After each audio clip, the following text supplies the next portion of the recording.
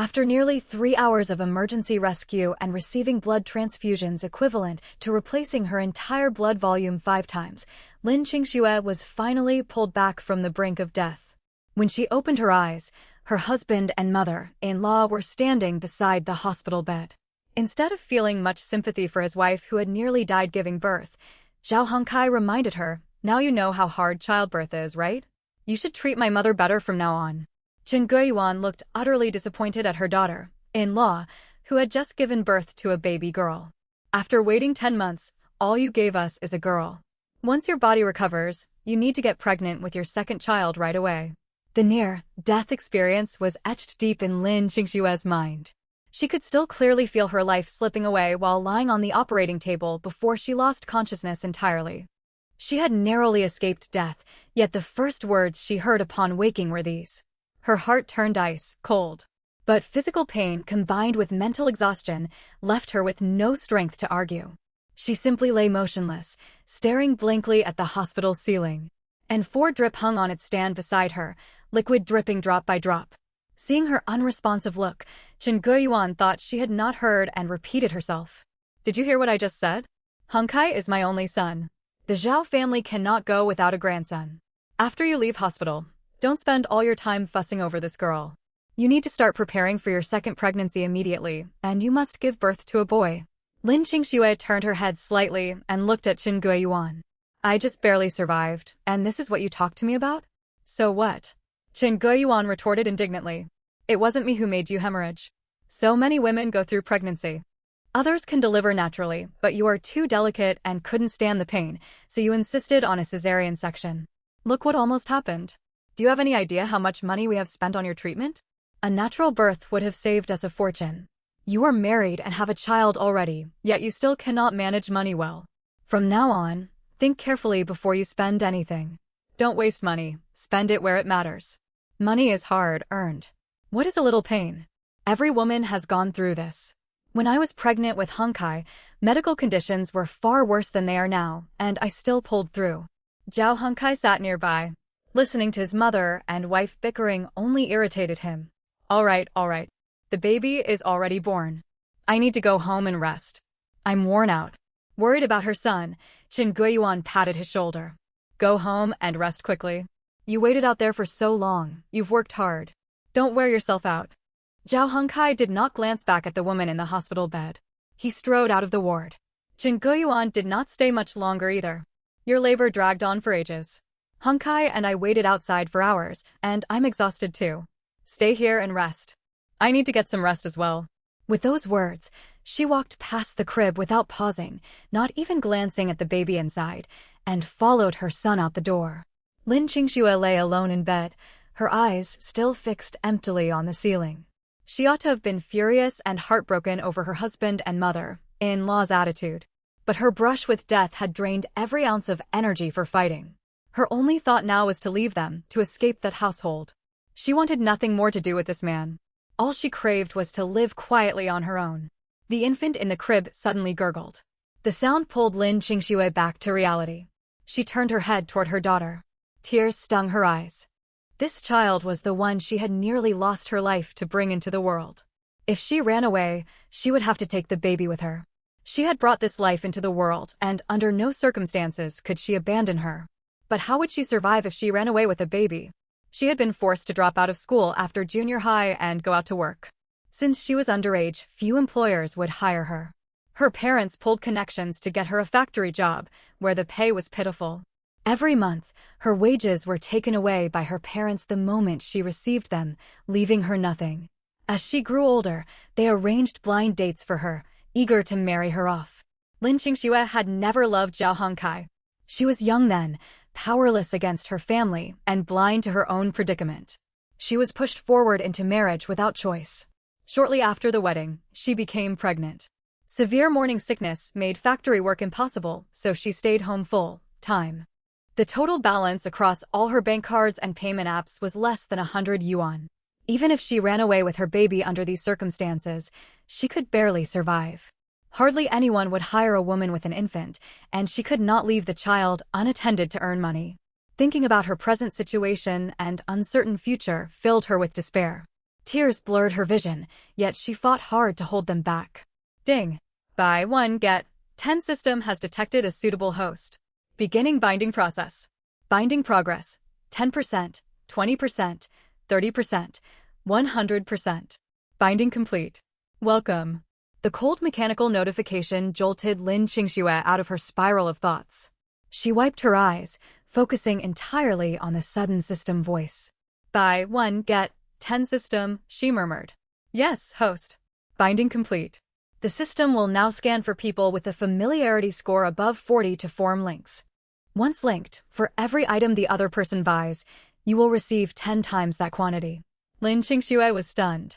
She had initially assumed she would buy something and receive 10 copies for herself.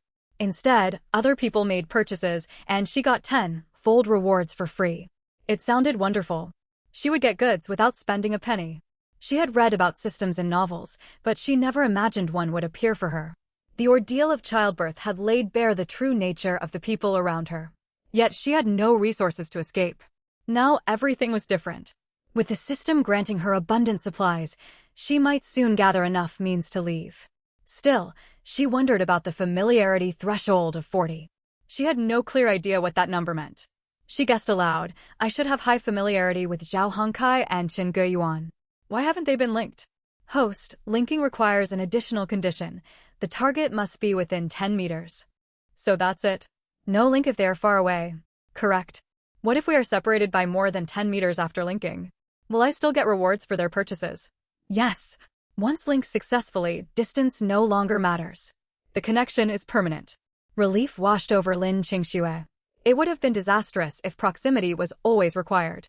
If she formed links with people nearby while she still could, she could rely on their future purchases for rewards and build a life elsewhere with her baby. Time slipped by. Her 4-drip was nearly finished. Lin Qingxue tried to reach for the bedside call button to summon the nurse. But even the slightest movement sent searing pain tearing through her surgical incision. Her face twisted in agony. Her brows knitted tight, and beads of sweat broke out across her forehead. This ward held more than just her bed. Another new mother lay nearby, surrounded by family members showering her and the newborn with care and attention. One of the family members noticed her struggle and hurried over to press the call button. Where are your family members? The question stung. She had nearly died from hemorrhaging during childbirth, yet no relatives stayed beside her. I don't know. They stepped out. The family member said nothing further and returned to their own bedside. Prying remarks about her absent loved ones would only wound her deeper. Nurses arrived shortly, removed the empty drip bottle, and hung a new one. Are you feeling any discomfort? Lin Qingxue nodded. My abdomen hurts badly. That is normal right after surgery. Where are your family members? Again the same question. Lin Qingxue repeated that they had gone out. The nurse offered no more comments before leaving, reminding her, press the button if you need anything. All right. As the nurse pushed her cart out of the ward, she sighed quietly. The head nurse walked past and glanced over. What is wrong? That patient who was rushed into emergency resuscitation this morning. Her family is terrible. They are already disappointed because she had a girl, and now they have vanished, leaving her alone shortly after she regained consciousness. Working in obstetrics and gynecology, you should grow accustomed to such things. Do your job well. You cannot sympathize with every patient you meet. I understand, head nurse. The head nurse's expression remained impassive as she headed for the duty office. Years working in this department had exposed her to every kind of family situation.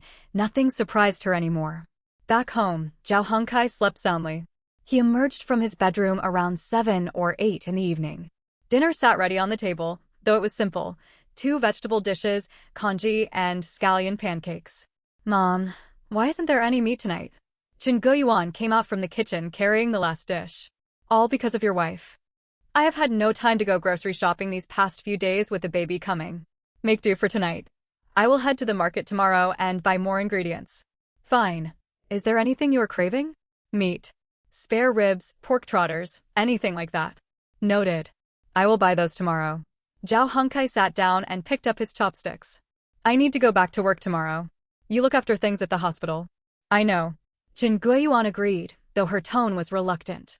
If Lin Qingxue had given birth to a healthy grandson, she would have gladly tended to her daughter-in-law. But the bitter disappointment over the baby girl drained all her enthusiasm for caring for her. All her high hopes for the newborn had been shattered. Even if Lin Qingxue conceived again as soon as possible, another baby would not arrive until next year. Chen Guiyuan reminded him, once she is discharged and her body heals, you two need to start trying for the second baby right away. Strike while you're young, recovery will be faster. Zhao Hongkai responded casually, For him, conceiving another child cost nothing. He would not endure pregnancy, labor, or major abdominal surgery. Having one child or two made little difference to him. After dinner, Zhao Hongkai returned to his bedroom without a second thought, leaned against his headboard, and played video games. He gave no thought to his wife lying in the hospital ward. Chen Guiyuan packed a container of congee and headed for the hospital. Lin Qingxue's day at the hospital had been tormenting. Hardly anyone stayed by her side. Whenever she needed help, she had to press the call button for nurses. The moment Chen Guiyuan stepped into the ward, the system notification chimed. A suitable target detected. Chen Guiyuan. Link established. For every item Chen Guiyuan purchases, you will receive 10 times the quantity. Lin Qingxue lifted her eyes to glance at her mother-in-law, then looked away again. Ever since marrying Zhao Hongkai, Chen Guiyuan had treated her coldly, constantly ordering her around the house. Even during her pregnancy, Chen Guiyuan's care had been grudging. Now, disappointed by the baby girl, she had abandoned Lin Qingxue at the hospital all day and only showed up in the evening with a simple bowl of congee. Chen Guiyuan set the food container on the bed table. Eat something. Her voice was frigid. Lin Qingxue avoided conflict. She opened the container silently and spooned up some congee. Fresh from major surgery, she could only eat light liquid food. The baby had finished her formula and fallen asleep. Early the next morning, Zhao Hongkai ate breakfast and left for work. Shortly after he departed, Chen Guiyuan cleaned the bowls, chopsticks, and kitchen utensils before heading out to buy groceries. Downstairs, she ran into old Mrs. Wang. They exchanged greetings. Wang, heading out for groceries? Old Mrs. Wang replied, yes. The food I bought a few days ago is nearly gone. I am going to buy some meat today. I am heading to the market too. Let's walk together. Sure. I haven't seen you around these past couple of days. My daughter-in-law went into labor. I was running back and forth to the hospital non-stop. My son has been worn out and even lost some weight, so I'm buying spare ribs and meat today to nourish him. Oh? Has your daughter-in-law given birth already? Boy or girl? A girl, Chen Guiyuan answered, her tone heavy with disappointment. Girls are fine. Less pressure. You won't need to buy her a house or a car later. I hope they try for a second child once her body recovers. We still need a grandson. My son is our only child. Was her delivery natural or cesarean? Cesarean. She was afraid of pain and insisted on surgery, which cost us a lot of extra money. You might not be able to try for another baby right away. Cesarean sections require a long interval before getting pregnant again, otherwise it is dangerous for her health. Danger means nothing. If she recovers well enough, she can get pregnant. Chen Guiyuan cared nothing for Lin Qingxue's physical safety. She only wanted a grandson. Old Mrs. Wang smiled and said no more. It was not her place to meddle in family affairs. They walked downstairs side by side toward the market. Early morning brought fresh vegetables and meat to every stall. Chen Guiyuan carried a small basket and wandered among vendors. Last night Zhao Hongkai had specifically asked for spare ribs and pork trotters, so those were her top priority. Other items could wait. Since she had arrived early, plenty of those cuts were still available. She picked out a good amount. Next she visited vegetable stalls and bought green peppers and potatoes. Passing the seafood section, she picked up a fish to make soup for her son's dinner. Her basket soon grew heavy and full. Finished shopping, Chen Guiyuan headed straight home. Back in the hospital ward, Lin Qingxue heard the system notification ring out. Ding! Chen Guiyuan purchased 3 jin of spare ribs, 5 jin of pork trotters, 2 jin of green peppers, 4 jin of potatoes, and 1 fish. Congratulations, host! You receive 30 jin of spare ribs, 50 jin of pork trotters, 20 jin of green peppers, 40 jin of potatoes, and 10 fish. This was her very first system reward. Joy stirred inside Lin Qingxue. Her surgical incisions still throbbed, yet the reward lifted her spirits. This was only the beginning. More rewards would surely follow. Curious where all these goods would be stored, she whispered. Where are these items kept? Host, they are stored inside the system space. You may retrieve them at will with your thoughts. As the voice finished, a system panel appeared before her eyes, listing every reward with exact quantities.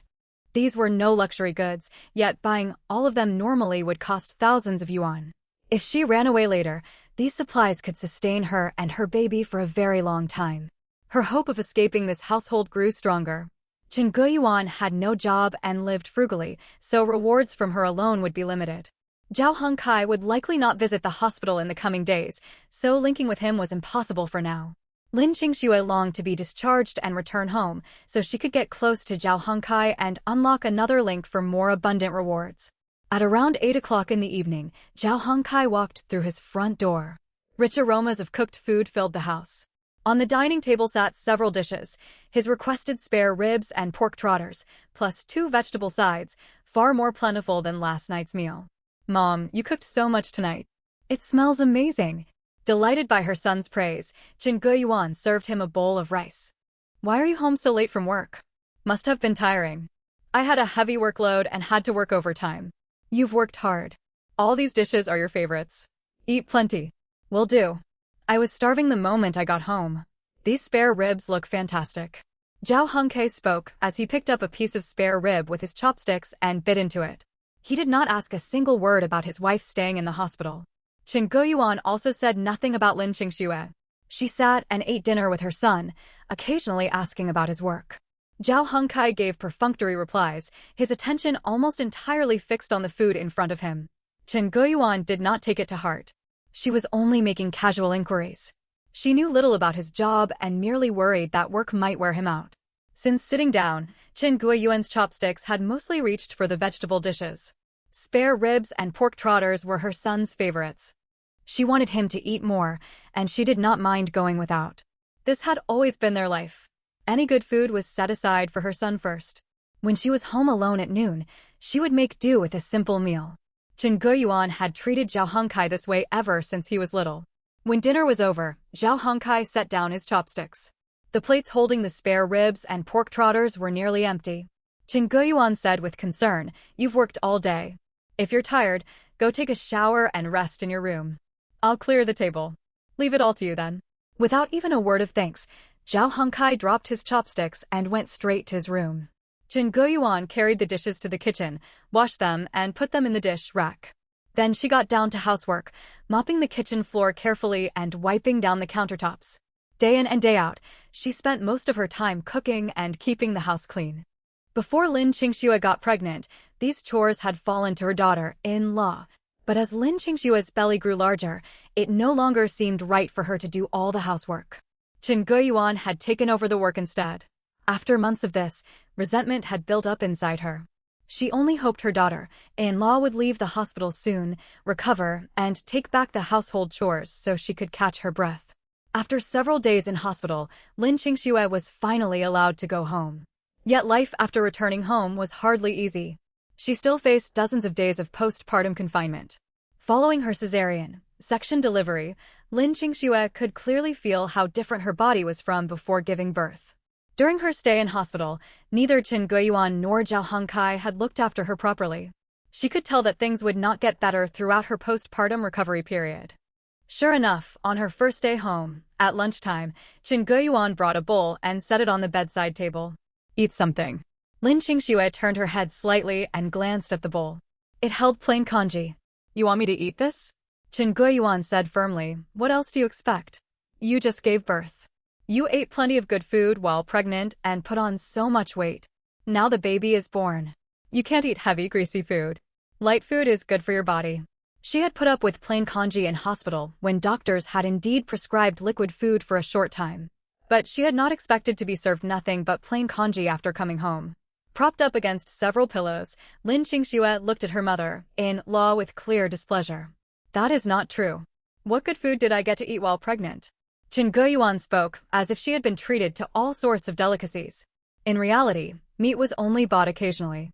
And most of it went to Zhao Hongkai. The food was bought for her son, not for the pregnant daughter-in-law. Lin Qingxue could see it clearly. Yet Chen Guiyuan acting as if all those meals had been for her benefit. "Didn't you have enough to eat and drink?" Chen Guiyuan retorted. "I'm getting on in years. I never asked you to look after me. Now I bring Kanji right to your bedside. What more could you want? Lin Qingxue was lost for words. It was only a bowl of kanji, yet Chen Guiyuan acted as though she had done something extraordinary. Chen Guiyuan did not linger in the room. She only glanced at the baby. When the infant began crying, she made no move to pick her up and soothe her. Eat what you are given and stop being fussy. We are not a wealthy family. Be grateful you have food. Plain kanji is good for you. Rich food would put too much strain on your body. Starting tomorrow, get out of bed to eat. I cannot wait on you hand and foot all day. Do not act like some spoiled young lady in this house. Do what you can for yourself. With that, Chen Guiyuan left the room. Lin Qingxue was left alone with the baby. Her heart burned with anger, yet she had no strength left in her body. Her surgical wound had begun to scab over, but any large movement still brought sharp pain. Her lower back ached terribly whenever she shifted position. Before marriage, no one had told her how much physical discomfort came with pregnancy and childbirth. Lin Qingxue picked up the bowl and drank the plain kanji. The baby cried loudly several times. She forced herself to sit up and held the infant to calm her. Soon afterward, she noticed her daughter's diaper was wet. She could not reach where the spare diapers were kept from bed. So she called out, "Mom, the baby has wet her diaper. Please come and help me." Chen Guiyuan did not come right away. Several minutes passed before she sauntered into the bedroom. What a fuss over nothing. Change her yourself instead of shouting for me all the time. I am busy. You know what condition I am in, Lin Qingxue said. I had a cesarean section with a long incision on my abdomen. The doctor told me I must rest and avoid tiring work, or I could suffer long-term after effects. This is your granddaughter. Why can't you change her diaper? You are far too sensitive, Chen Guiyuan said. Changing a diaper is hardly hard work. When I was expecting Hunkai, we had no disposable diapers. We used cloth nappies that I had to wash even in freezing winter water. We survived. Life is easier now, so why can't you manage one diaper? Lin Qingxue no longer had energy to argue. She knew further discussion would solve nothing and only lead to endless bickering. Chen Guiyuan stood there, making no attempt to help, and turned to walk toward the door. Lin Qingxue forced herself out of bed, fetched a fresh diaper, and changed the baby. Once finished, she lay back down. That small task left her breathless, sweat beading on her forehead. It was June or July, hot weather. But Chen Guiyuan forbade both air, conditioner and fan, making the room almost unbearable. Once in a clean diaper, the baby stopped crying and sucked on her little fist. Lin Qingxue fought against her physical pain and emotional distress to soothe her until she fell asleep. She wiped sweat from her forehead with a tissue and leaned back against the headboard to rest.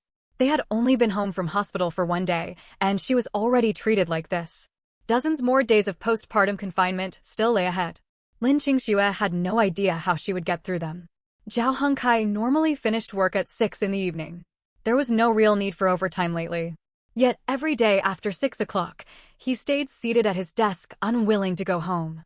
Colleagues in his department shut down their computers as soon as work ended, gathered their belongings, and headed out. One of them walked past his desk and asked casually, "Work's over. Aren't you leaving?" "I'll stay a while longer," Zhao Hongkai replied.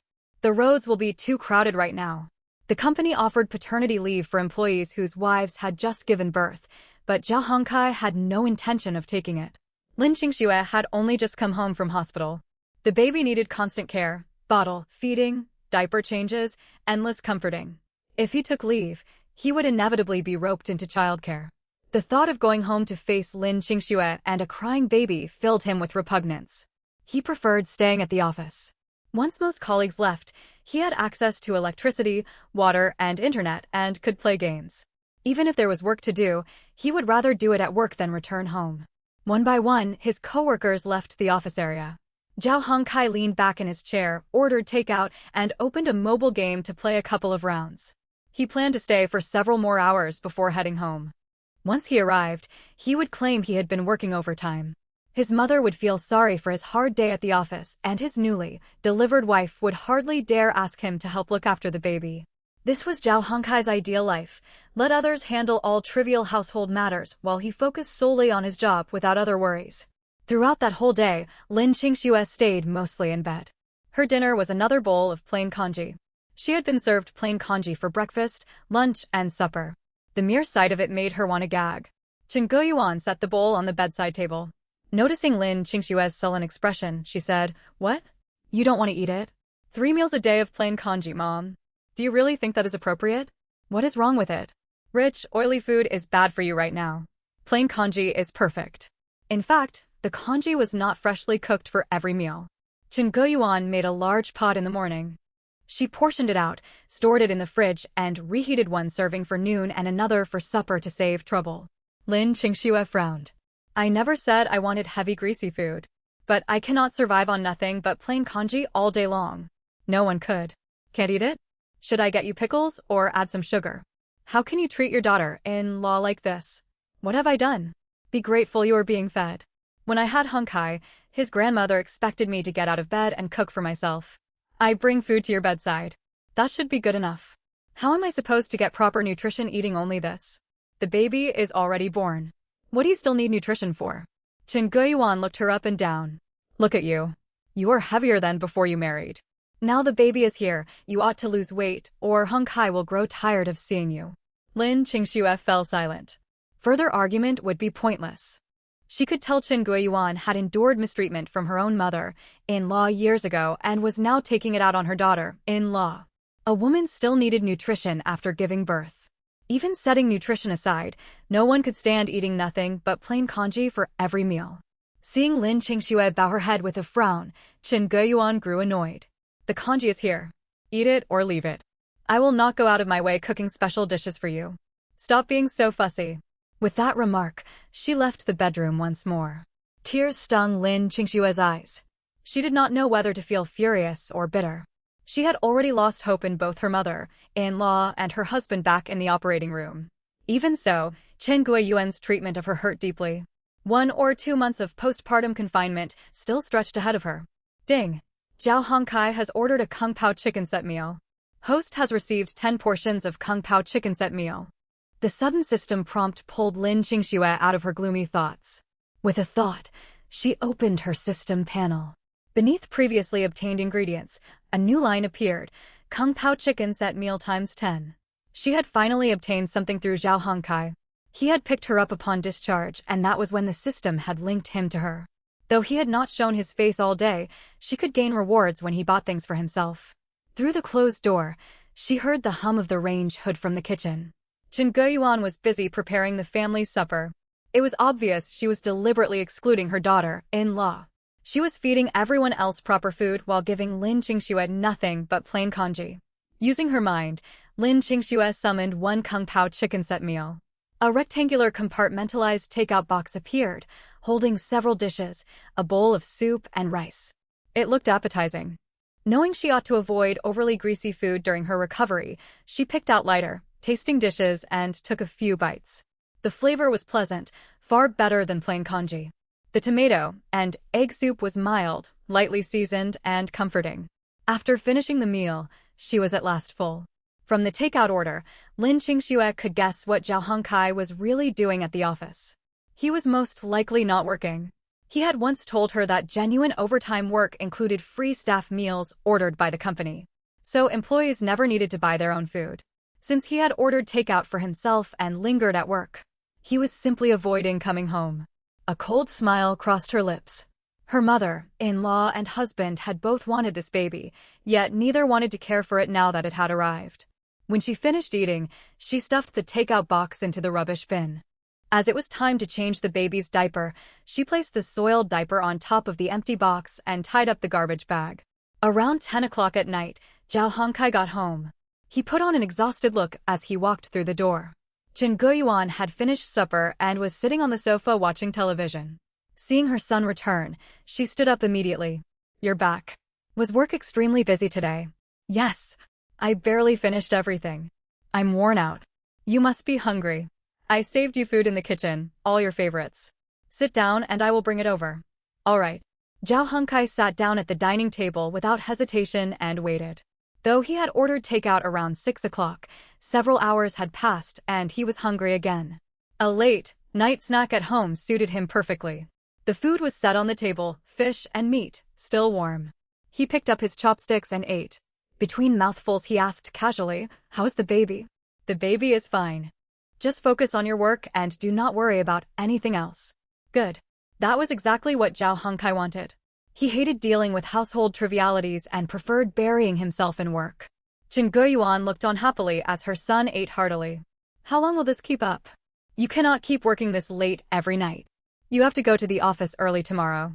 This will ruin your health. It's hard to say. We have several ongoing projects. Busy periods mean commission pay. More money is useful, since we will have plenty of expenses ahead. The whole family depends on you. You work so hard. Once your wife finishes her postpartum confinement, she should go to work and earn money too. You should not carry all the financial pressure alone. Zhao Hongkai swallowed his food and lifted his head. If she goes out to work, who will look after the baby? He was not concerned about the infant itself. His worry was that childcare would then fall to his mother and tire her out. Chen Guiyuan disliked housework and childcare, yet she was willing to help ease her son's burden. I can take care of the baby during the day. When your wife gets off work in the evening, she can take over the baby and handle household chores. That arrangement makes perfect sense. You are right, Zhao Hongkai said. The plan sounded quite reasonable to him. Inside the bedroom, Lin Qingxue heard every word exchanged between mother and son. Her already cold heart turned to ice. To them, a woman was merely a tool to be used wherever needed. When her birth family wanted betrothal money, she was expected to marry. When her husband's family wanted a child, she was expected to give birth. Once the baby arrived and living costs rose, she was expected to go straight back out to earn money. After working a full day, she would have to take over childcare from her mother-in-law and still finish all the housework. Her entire life seemed to have been arranged for her by others. Thinking about this, Lin Qingxue suddenly laughed. She was 22 years old, and only now did she understand this truth. Why hadn't she figured it out when she was a teenager? If she had seen through everyone's true colors and realized her situation earlier, perhaps her wages would not have been taken by her birth family, and she would not have been pushed into a marriage to be manipulated by others. Yet then she thought, why blame her past self? She had only been a teenager when she finished junior high school, and merely 20 when she got married. She had known nothing. No one around her had told her what hardships a girl might face. Most of the young women from her village had followed the same path, drop out of school and marry young to have children. A sense of self-awareness did not come easily. With that thought, Lin Qingxue felt a little relieved. Other people had wronged her, but she must not wrong the girl she had once been. Growing up in such circumstances, she could hardly have avoided making mistakes. Mistakes had already been made, and she was trapped in this present situation. Blaming others or her past self would solve nothing. She could only look forward as best she could. Now she had a system. If she accumulated resources over time, she would surely change her circumstances. She and her child would live better lives on their own. Lin Qingxue gave herself plenty of mental encouragement. The bedroom door was suddenly pushed open, and Zhao Hongkai walked inside. His gaze fell directly on Lin Qingxue leaning against the headboard. Her hair was loosely tied back with a hair tie, and she wore loose pajamas. Their baby lay beside her, and the room smelled of infant milk and baby formula, an unpleasant odor. Even though the baby was his daughter, Zhao Hongkai could not help feeling repulsed. He would not hold or soothe the child, and he could barely bring himself to get close. He had stayed at the office for hours to delay coming home and facing this scene. Still, he could not stay away all night, and he could not avoid what met his eyes the moment he stepped through the door. He frowned. You've just been discharged from hospital. Rest well here. I will sleep in the spare room tonight. His tone held no hint of negotiation. It was a plain announcement, cold and detached. Having spoken, he turned and left for the next door spare room. Their apartment had 3 bedrooms and 1 living room. The small spare room was seldom used, furnished only with a 1.2-meter wide bed for visiting relatives. Zhao Hongkai had never slept there since their marriage. Now he chose to hide away to escape the sight of his wife and newborn child. Lin Qingxue felt no sorrow. On the contrary, she thought it was for the best. She had little desire to see him anyway. Let him sleep wherever he pleased. Peace reigned in this room with only her and the baby. The spare room was far less comfortable than their bedroom, but Zhao Hongkai did not care. Small as it was, it granted him solitude. If he shared the bedroom, he would have to endure the room's smell and the baby's constant babbling and fussing. The thought alone annoyed him. Being alone in the spare room suited him perfectly. Before bed, he opened a short video app and scrolled for a while. His phone rang. It was a call from a friend. It's been a while. What have you been up to lately? Zhao Hongkai sighed. Work, mostly. The baby was born recently, so I've been running back and forth to the hospital. It's exhausting. I've been swamped with family troubles too. Are you free sometime soon? We ought to grab some drinks. Sure. How about this weekend? Sounds good. See you then. It had already grown late, and he had to go to work the next morning. He put his phone away around 11 o'clock and prepared for sleep. When he got up the next morning, Chen Guiyuan had already prepared breakfast, multi-grain congee, hand, pancakes, and pickled side dishes. Zhao Hengkai washed up, sat at the table, ate a few mouthfuls, and got ready to head to the company. Seeing how little he ate, Chen Guiyuan asked, "Why are you leaving so soon? Are you in a terrible hurry? Traffic is heavy in the mornings." "I don't want to be late.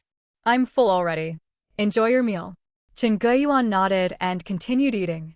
After finishing her own breakfast, she filled a bowl with congee and brought it to Lin Qingshue's room. "Eat this. When you are done, come down and wash the bowls. Starting with the next meal, get out of bed to eat on your own. I won't bring food to your room anymore." "I won't wash them." "You can do it yourself," Lin Qingxue refused bluntly. They tossed simple food at her as if feeding livestock, yet expected her to wash pots and bowls. While they enjoyed decent meals outside, they gave no thought to her needs. Chen Guiyuan grew annoyed at once. "What is this? Can't you do a little work for your mother-in-law? My body hasn't fully recovered, and the baby needs constant care. You handle the household chores. Don't dump them on me. Yesterday I was given plain congee all day, and today it's multi-grain congee, nothing but congee. You all eat well out there, yet you still expect me to clean up. You are perfectly capable of doing these things yourself." Chen Guiyuan flew into a temper. "Listen to the way you speak. Is that how a daughter-in-law ought to talk to her mother-in-law? Do you think you can talk to me like this just because Hengkai is out? Can't a senior ask a junior to do a little housework? I am physically unwell and cannot manage it. Do them if you like, or leave them to rot. Don't count on me." Lin Qingxue held the baby in her arms as the infant sucked on a bottle. Chen Guiyuan stared at her, seething with rage. If Lin Qingxue had not been holding the baby, she would have dragged her out of bed. When they had first married, Lin Qingxue had had a gentle temperament and obediently done all kinds of household chores. Now she had somehow learned to resist. "Don't spoil yourself.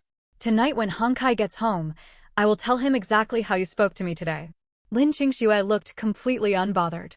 "Go ahead. Tell him whatever you want."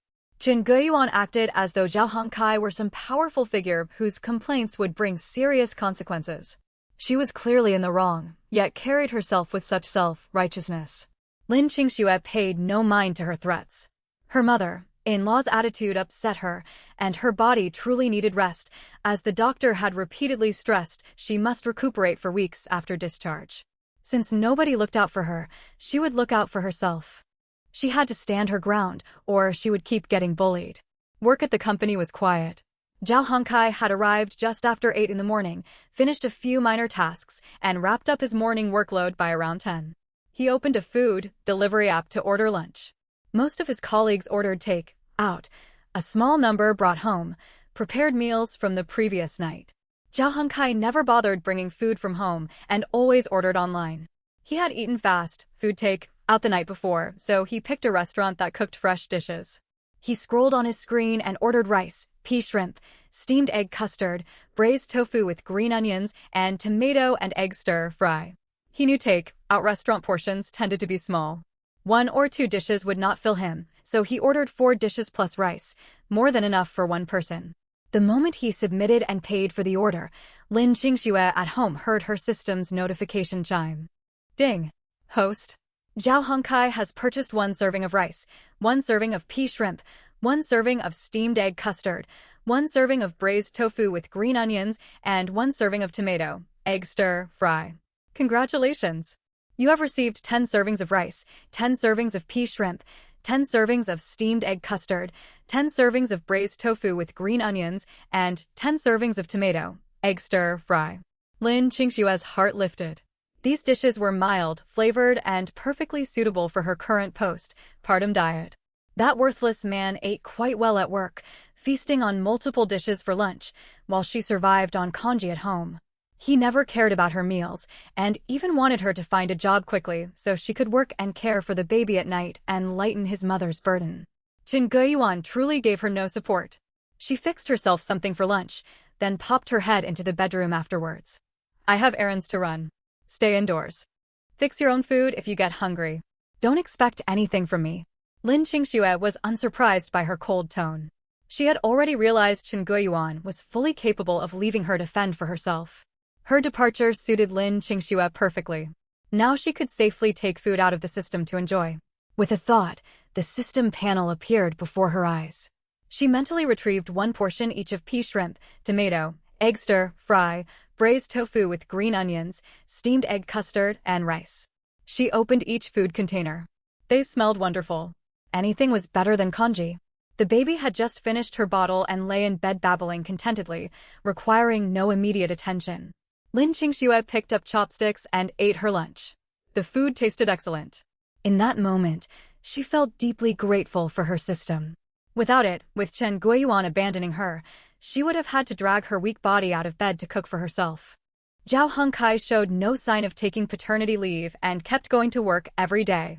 Every time he ordered take-out, Lin Qingxue gained food rewards, solving her meal needs for the postpartum recovery period. Still, food alone was far from enough. Thinking over the people she knew, nearly all of them belonged to her birth family or her in-laws. Before and after marriage, her world had revolved around these people. She was certain her birth family members also had familiarity scores above 40. If she met with them in person later, she could form system bonds and gain more resources. System. Is there a maximum limit on the number of people I can bond with? There is no upper limit. Host is advised to interact with more people and raise familiarity values. You may bind to as many individuals as you like to obtain more rewards. I understand. With no cap, she ought to meet more people to expand her sources of rewards. But she was still in her postpartum confinement period, so she had to put those plans on hold until her body recovered. Then she could make full use of the system to gain more benefits. Work stayed light for Zhao Hongkai all week.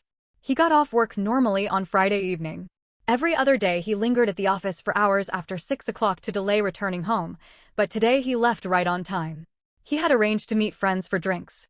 Staying late at work or meeting friends both felt better than going home. Inside a bar close to his workplace, Zhao Hongkai scanned the room and spotted Lu Ming at a table. He walked over and sat down beside him. You got here early. Lu Ming poured him a drink. I only arrived a few minutes ago. They clinked their glasses and took sips of alcohol. Zhao Hongkai noticed Lu Ming looked gloomy. What's wrong? Something bothering you? It's my wife. We barely talk anymore. Every time I get home, all she does is bring up money. Non-stop demands for cash. I'm worn out. Honestly, I would rather work overtime and sleep at the office than go home and see her. Zhao Hongkai felt a strong sense of shared misery. I know exactly how you feel. When I walk in, there she is, looking disheveled, and the baby is babbling non-stop, crying for milk, needing nappies changed. It's so draining. Lu Ming let out a bitter laugh. Why do us men have it so hard? Sigh, does your wife constantly ask you for money too? She hasn't since she left hospital, but she hasn't worked or earned an income since getting pregnant. I cover all household expenses. I paid for all the prenatal check-ups, the hospital bills for childbirth, and on top of that there were unexpected complications. She hemorrhaged and extra costs piled up. It's really weighing on me. Lu Ming refilled both their glasses.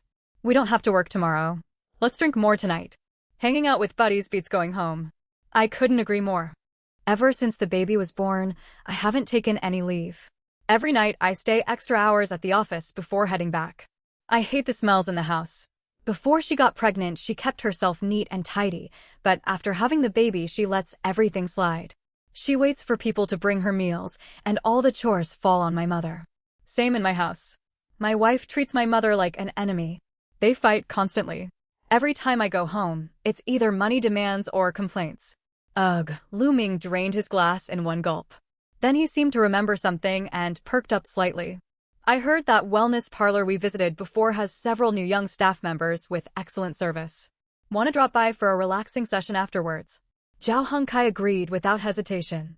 It's been a while. I could really use some relaxation. Both men had visited the wellness parlor multiple times before and after marriage, and they kept this hidden from Lin Qingxue. Whenever they went, they lied to their families and claimed overtime or other excuses. Zhao Hongkai avoided going home not only because of the messy domestic scene. The changes to Lin Qingxue's body after childbirth also repelled him. Her abdomen was covered in dark purple stretch marks and her waist carried extra weight. He still remembered how nicely her figure had looked before marriage. The mere thought of her changed body disgusted him. If they needed a second child, he could force himself to share their bedroom for conception's sake, but without that purpose, he genuinely wanted no physical intimacy with her. He did not think of himself as a bad person for feeling this way. In his view, everyone preferred good-looking appearances, and his distaste was natural. Lin Qingxue received Zhao Hongkai's message saying he would work overtime at the office. She was hardly surprised. Ever since her pregnancy, he claimed overtime more and more often, clearly avoiding domestic troubles rather than genuinely working late. Then the system notification sounded. Ding! Zhao Hongkai has purchased a 998 yuan premium wellness relaxation package. Congratulations, host. You have obtained 10 998 yuan premium wellness relaxation packages. Lin Qingxue's heart jolted. 998 yuan. This was far from a simple, ordinary massage. Her husband was out enjoying leisure entertainment while she was still in post-partum confinement. Yet, because she had long stopped holding out hope for him and was determined to escape this marriage, she felt no sharp heartbreak upon learning this. If he could behave like this right after his wife gave birth, he had never been faithful. Let him indulge himself. The more wrongs he committed, the less she would cling to him when the time came to leave. Though they still lived under one roof, Chen Guiyuan and Zhao Hongkai were no longer family to her. Staring at the new reward on her system panel, she said softly, I don't need these wellness packages. Can I convert them into money? Host, are you certain you wish to decline this reward? I'm certain, Lin Qingxue answered firmly. She had no use for them. Understood. Converting reward to cash immediately. 9,980 yuan has been transferred to your account. Please check. Moments later, her phone displayed a real fund transfer alert. Nearly 10,000 yuan was not a huge fortune, but it meant a great deal to her. Before obtaining the system, she had not even possessed 100 yuan of her own. Because she'd gotten pregnant with this child, she'd lost her job. Having to rely on others for money felt absolutely terrible. Even going for hospital check-ups or buying things for the baby, every time Zhao Hongkai paid the bills, he would constantly give her the cold shoulder. Thankfully, she would never have to go through that again. This was only the beginning. She would gain even more later on. Besides the health care package, the system panel also showed all the food items she had obtained earlier. She would not sell those for now, as she still needed them for herself. Chen Guiyuan gave her no help at all. If she counted on her mother-in-law, she would only get porridge every day. Those previously obtained supplies could not be sold for the time being. Besides, those ingredients were not worth much money anyway, and selling them would hardly bring in any cash. Will the ingredients I got before go bad? Host, rest assured. Items stored inside the system will never expire. You may retrieve them at any time with your thoughts whenever you wish to use them. That's a relief. It was 2 or 3 o'clock in the early morning. Lin Qingxue had already fallen asleep when she faintly heard the door close as Zhao Hongkai came home. Chen Guiyuan had also retired to her room, but she came out upon hearing the noise. Why are you getting home so late? Working overtime until 2 or 3 in the morning. Your company is far too inconsiderate.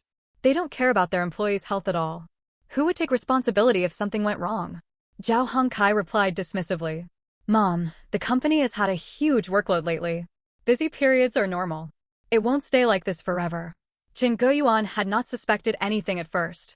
If her son said he was working overtime, then he must have been working overtime.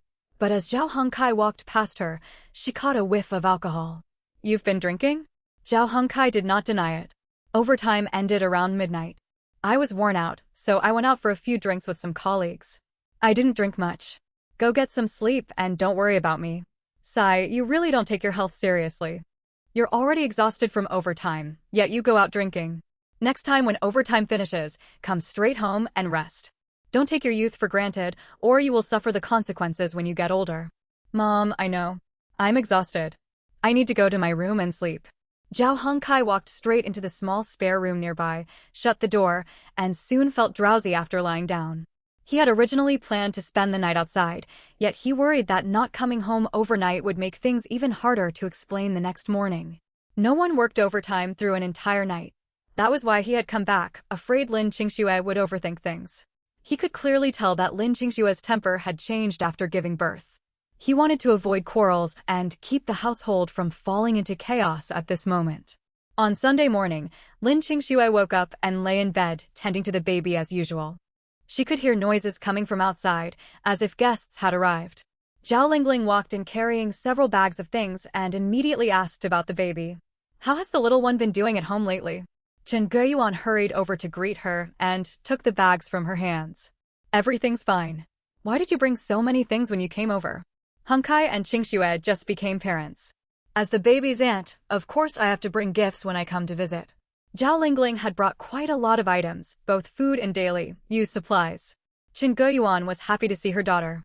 The brother and sister had both lived at home in the old days, but after Zhao Lingling married, she mostly stayed at her husband's place and seldom visited.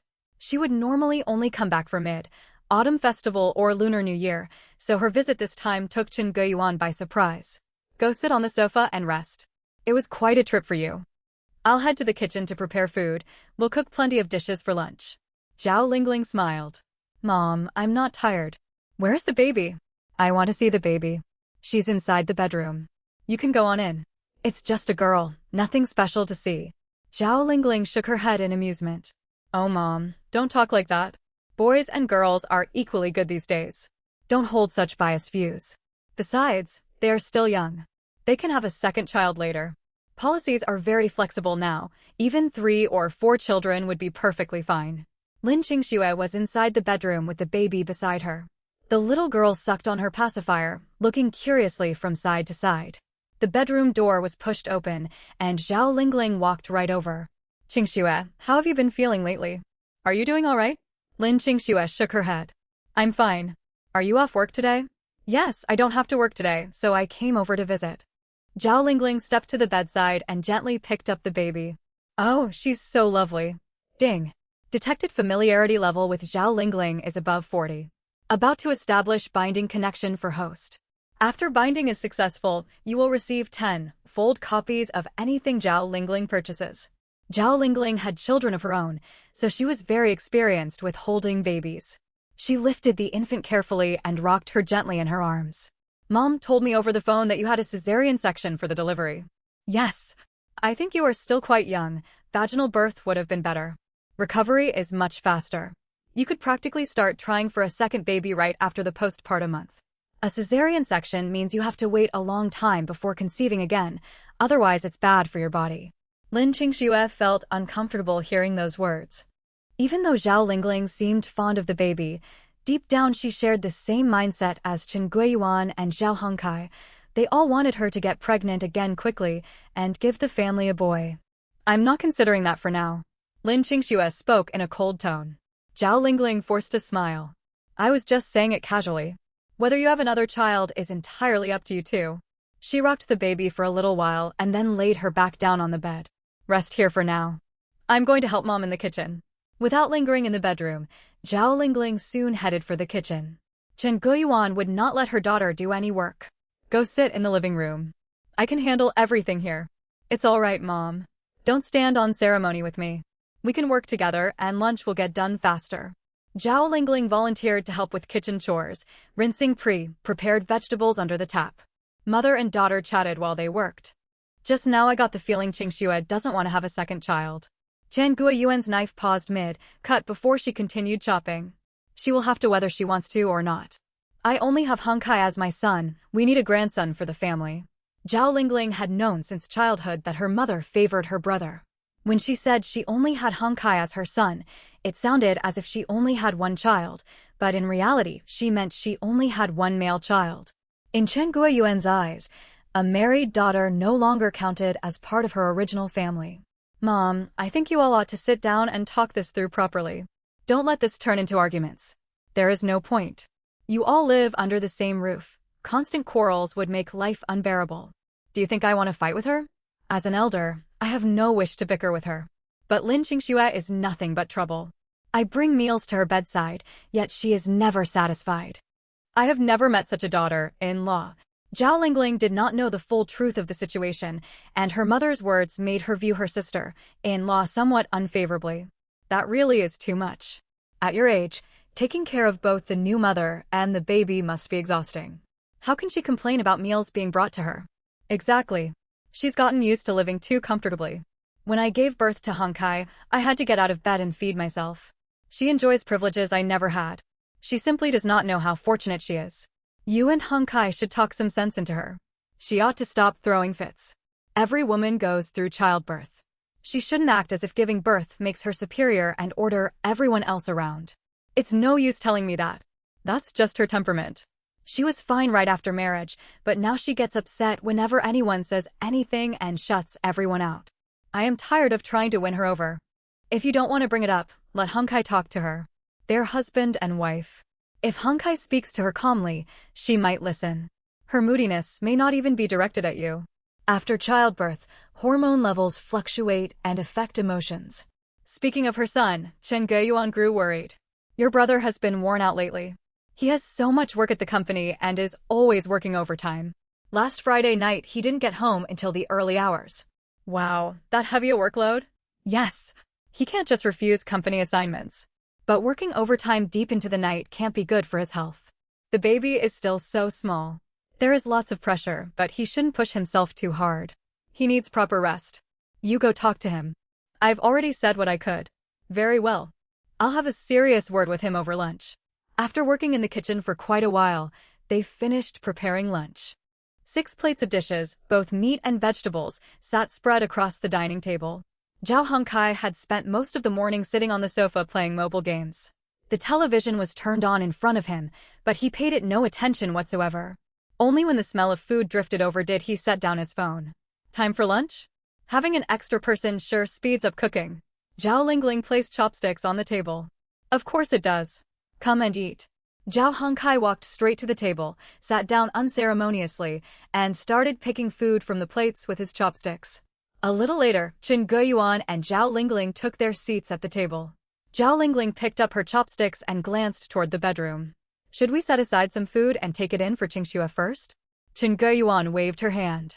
No need. Let us eat first. Afterwards, we can scrape whatever leftovers remain onto a plate and send that in to her. Zhao Hongkai saw nothing wrong with that suggestion and concentrated solely on eating. Lin Qingxue stayed in her bedroom and heard every word of their conversation. The way they spoke made it sound as if they were feeding an animal, giving her whatever was left over after everyone else had finished eating. Was she worth so little that she only deserved scraps? The baby lay in bed sucking on her pacifier, her lips pursed as she was about to start crying. Lin Qingxue quickly sat up and checked the baby's diaper. It needed changing again. Since returning home from hospital, Zhao Hongkai, the baby's own father, had never once changed a diaper or prepared a bottle of formula. Lin Qingxue handled everything by herself. To make changing diapers easier, she had moved the large pack of supplies close to the bedside so she could reach them easily. She took out a fresh diaper, removed the soiled one, and put the clean one on. The baby was not overly fussy. She seldom cried unless hungry or wet. Once she had the new diaper on, the little girl waved her limbs around and smiled from time to time. True to what she had said at dinner time, after finishing her meal, Chen Guiyuan scraped leftover food onto one plate, filled a bowl with rice in the kitchen, and brought it into Lin Qingxue's bedroom. Eat something. With those words, she set the plate carelessly down on the nightstand without caring whether Lin Qingxue would eat it, then walked out of the room. Leaning against the headboard, Lin Qingxue glanced at the plate on the nightstand and made no move to touch it. She refused to eat their leftovers. All the good portions had already been eaten by them. What remained was a messy jumble that destroyed any appetite. Back before she married, her birth family had raised a small local dog. They fed it exactly like this. Everyone ate first, then scraps were dumped into the dog bowl. After lunch, Zhao Hongkai returned to the sofa and continued scrolling on his phone. Zhao Lingling and Chen Guiyuan carried all the dirty dishes into the kitchen. Though she did not come home often, Zhao Lingling always helped her mother with housework whenever she visited. Since she had her own household to look after, Zhao Lingling did not stay long after eating. About half an hour later, she got ready to leave. Mom, Hongkai. I need to get home to my own children. I can't stay any longer. I just came to check on Qingxue and the baby. I'm heading home now. I will come again whenever I have free time. Chen Guiyuan did not press her to stay. All right, travel safely on the way. She walked Zhao Lingling to the front door, watched her leave, and closed the door behind her. After tidying up the kitchen, Chen Guiyuan picked up a mop and mopped the living room floor. Zhao Hongkai remained seated on the sofa using his phone. He only lifted his feet when Chen Guiyuan mopped near him. He watched his mother do all the chores without offering any help, acting like an outsider with zero responsibility for household work. Before long, growing tired of his phone, Zhao Hongkai went to the spare room to rest. There was nothing for him to do on Sunday at home. He simply waited for Monday to roll around so he could go back to work. Lin Qingxue stayed in the bedroom with the baby. She could not go entirely without food. She dumped all the leftover food Chen Guiyuan had brought into the trash bin without taking a single bite.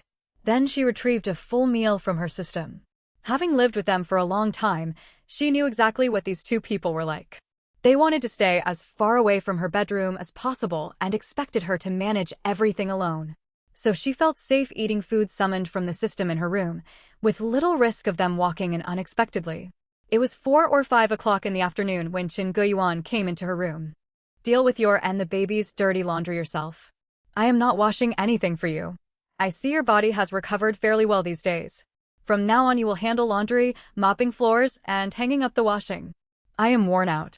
There was a washing machine in the house. All it took was putting clothes inside, yet she refused even that small task and insisted Lin Qingxue get out of bed. Lin Qingxue sat upright on the bed and began thinking about escaping this household. The postpartum month felt endless, each day dragging on painfully. She wanted to advance her plans to leave. Before running away, however, she needed to pay a visit to her birth family. Several people there had familiarity scores above 40 that she could bind to the system. Once linked, she could gain extra supplies from their purchases even after she moved out, making her future life much easier.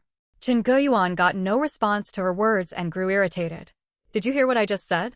Giving birth to a baby hasn't given you the right to act so arrogant and ignore your elders. Lin Qingxue did not lift her gaze. Her tone was just as cold as her mother-in-law's. I won't do it. Do the chores yourself or don't do them at all. Don't dump everything on me. I am still in my postpartum recovery period. You won't help take care of me or the baby, yet you demand I handle all the household work. That is completely unreasonable. What is so hard about a few simple chores? Washing clothes and mopping floors won't wear you out. Zhao Hongkai had been playing games in the living room when he overheard arguing coming from the bedroom. He came over to see what was happening and naturally took his mother's side over his wife's. Don't be so ungrateful. Do what mom tells you. You have already given birth and your surgical wound has mostly healed. All you do is lie in bed being lazy. Those household tasks are not strenuous. Stop hiding behind the baby to avoid work. Mother and son stood united against her alone.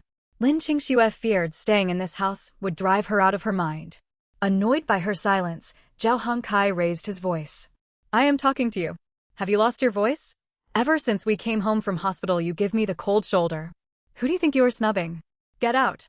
Lin Qingxue said coldly. Leave me and the baby to rest. She had major abdominal surgery and still had very limited energy. With both of them crowding beside her bed, continuing the argument would get her nowhere. Whether she won or lost the fight, nothing would change and she would only waste her strength. Zhao Hongkai grew angrier. You are telling me to get out? This is my house. Chen Guiyuan echoed him. Exactly. We bought this property. Where do you get the nerve to order us out? Their loud voices startled the baby who had been lying peacefully. The infant burst into tears. Lin Qingxue ignored the quarrel and quickly picked up her daughter, holding her close to soothe her. Zhao Hongkai was furious with her attitude, but he could not keep shouting with the baby wailing. He stood there for a moment, nostrils flaring with rage, then stormed out of the bedroom and slammed the door hard. The baby cried for a very long time. Lin Qingxue held and comforted her for more than half an hour before the little girl finally fell asleep. She could not bear to stay in this place for another single day. Early the next morning, around 7 o'clock, Zhao Hongkai finished breakfast and left for work as usual. Chen Guiyuan remained seated at the dining table eating. She had no job, so she ate without rushing. She had planned to go to the market to buy groceries after breakfast, when suddenly the bedroom door swung open. Lin Qingxue was fully dressed, clearly about to go outside. What are you doing? Lin Qingxue did not spare her a glance and walked straight toward the door. I'm going home for a bit. The baby is here, look after them. Chen Hohat immediately set down her chopsticks and stood up, hurrying over to the doorway. You haven't finished your postpartum confinement. Why are you rushing out? When can't you visit your parents' home? Why must it be right now? You get to leave freely, leaving me to take care of the baby all by myself. Lin Qingxue turned her head and fixed her with a cold stare. When you wanted me to do housework, you never mentioned I hadn't finished my confinement. It's been a long time since I've been back. It's time for me to go. I think you're just trying to slack off. Are you planning to stay at your parents' house and never come back? Expecting me to raise your child for you? I have no such intention. I have to go. Enjoy your meal. Lin Qingxue walked straight out the front door and slammed it shut. This action infuriated Chen Hohot. She felt more and more that her daughter-in-law was slipping out of her control. When they had just gotten married, Lin Qingxue had been docile and compliant, happy to take on all household chores. But ever since coming home from the hospital after giving birth, her temper had grown sharp. Though her body was mostly fine, she refused to do any housework she was asked to. Now she had simply walked off, leaving the baby behind. Fuming, Chen Hohot slammed her palm against the table. Several bowls and plates rattled sharply. The meal was unfinished when the baby in the next room began to cry. Chen Hohot had no choice but to leave the dining table, hurry into the room, and pick up the baby to soothe it. She fumbled to prepare a bottle of formula for the infant. Once she had finished all these tasks, she pulled out her phone to call her son. She had to tell Zhao Hengkai exactly what his wife had done. Sitting in the taxi, Lin Qingxue stared steadily out the window. Physically, she had not fully recovered, and her postpartum confinement was far from over. Logically, she ought not to be out and about. Yet, she could wait no longer. She could not bear to look at Zhao Hengkai and Chen Hohot anymore. She needed to get to her birth family's home, complete the connection with them, and then she could flee with her baby. Every day spent under that roof was torment. Her plan had to be moved forward. Before she reached her parents' doorstep, her phone rang. It was Zhao Hengkai. The moment she answered, his roar blared through the receiver. Lin Qingxue, what on earth are you throwing a fit about? You haven't finished your confinement and you run off to your parents' place, dumping the baby at home. What kind of mother are you? Lin Qingxue matched his hostile tone. Don't talk to me like that. What kind of father are you? Since the baby was born, you have never held it, soothed it, fed it, or changed its diaper. You might as well not be a father at all. It's been ages since I visited my family. Why shouldn't I go now? Wait until your confinement is over to visit. It has only been a few days since you left the hospital, and you run off alone. The worst part is you left the baby with my mother. She is getting on in years. Do you have any conscience, making her look after your child? I could ask you the same question. Where's your conscience? You keep hiding behind overtime work to avoid helping with the baby. Don't think I don't see through you. How old is your mother really? She is not even old enough to receive a pension. She is perfectly capable of caring for an infant. After I got home from hospital, she did not look after me. Instead, she ordered me around doing endless housework. You and your mother both lack any decency. Lin Qingxue, don't push your luck. You stay home doing nothing while I support you. What right do you have to speak like this? My mother is your elder. Why can't you do a little housework? How much harm can chores do you? Lin Qingxue saw no point in continuing the argument. Arguing with such a man was futile, so she hung up. To block further calls, she silenced her phone. Shortly afterwards, her phone lit up with another incoming call. She glanced at the screen and calmly rejected it. She did not wish to speak to him. There was nothing left to say. Today she had to get to her parents' house. Once she completed the connection with her family members, her task would be done. Then she could start preparing for her escape. Truth be told, she wanted nothing more to do with either her birth family or her in-laws. Still, these people could offer her certain benefits, and she would not pass that opportunity up. Zheng Lan had been busy with housework at home and was surprised by her daughter's sudden arrival. Instead of asking how her daughter was feeling, her first words were, "What are you doing here? You just gave birth not long ago. You haven't finished your confinement. Why are you running around?" Lin Qingxue found the tone unpleasant, but she let it slide. She had not come for warm family reunions. So even her mother's cold attitude did not bother her. "I just hadn't seen all of you for a while, so I came to visit." Zheng Lan looked at her empty-handed and let out a cold snort. "I cannot tell whether you truly care about us or not. You say you missed us, yet you show up with nothing at all. Mother, you know I have not worked and have had no income since I became pregnant. You ought not to hold that against me." Thanks to her system, she had already obtained some money, but Lin Qingxue was unwilling to spend it for the time being. Once she fled with her baby, she would need every penny she could save. Fine, fine. What could I possibly complain about? It is enough that you showed up. I should not expect anything from you. Zhang Lan's voice dripped with sarcasm. Lin Qingyang sat on the sofa absorbed in a mobile game. Her younger brother was no better than Zhao Hongkai, if not worse. Unemployed, he spent every day at home playing games. He was already a father himself, yet he bore no sense of responsibility. Zhou Yuan held her baby in her arms, rocking it gently. Their child had been born earlier and was nearly 11 months old. Only after finishing one round of the game did Lin Qingyang lift his eyes and notice his sister. Oh, sister's home. Lin Qingxue nodded faintly. I came to visit. Ding. The system detects that familiarity levels between host and Zhang Lan, Lin Qingyang and Zhou Yuan are all above 40. Establishing bindings now. Binding complete. From now on, whatever Zhang Lan, Lin Qingyang and Zhou Yuan purchase will reward the host tenfold. The binding had succeeded. Lin Qingxue felt quiet joy inside. It had been worthwhile rushing over even before finishing her postpartum confinement. Lin Qingyang offered his greeting, then returned his full attention to his phone and started another match. Zhou Yuan, holding the fussy baby, gave her sister-in-law no warm welcome.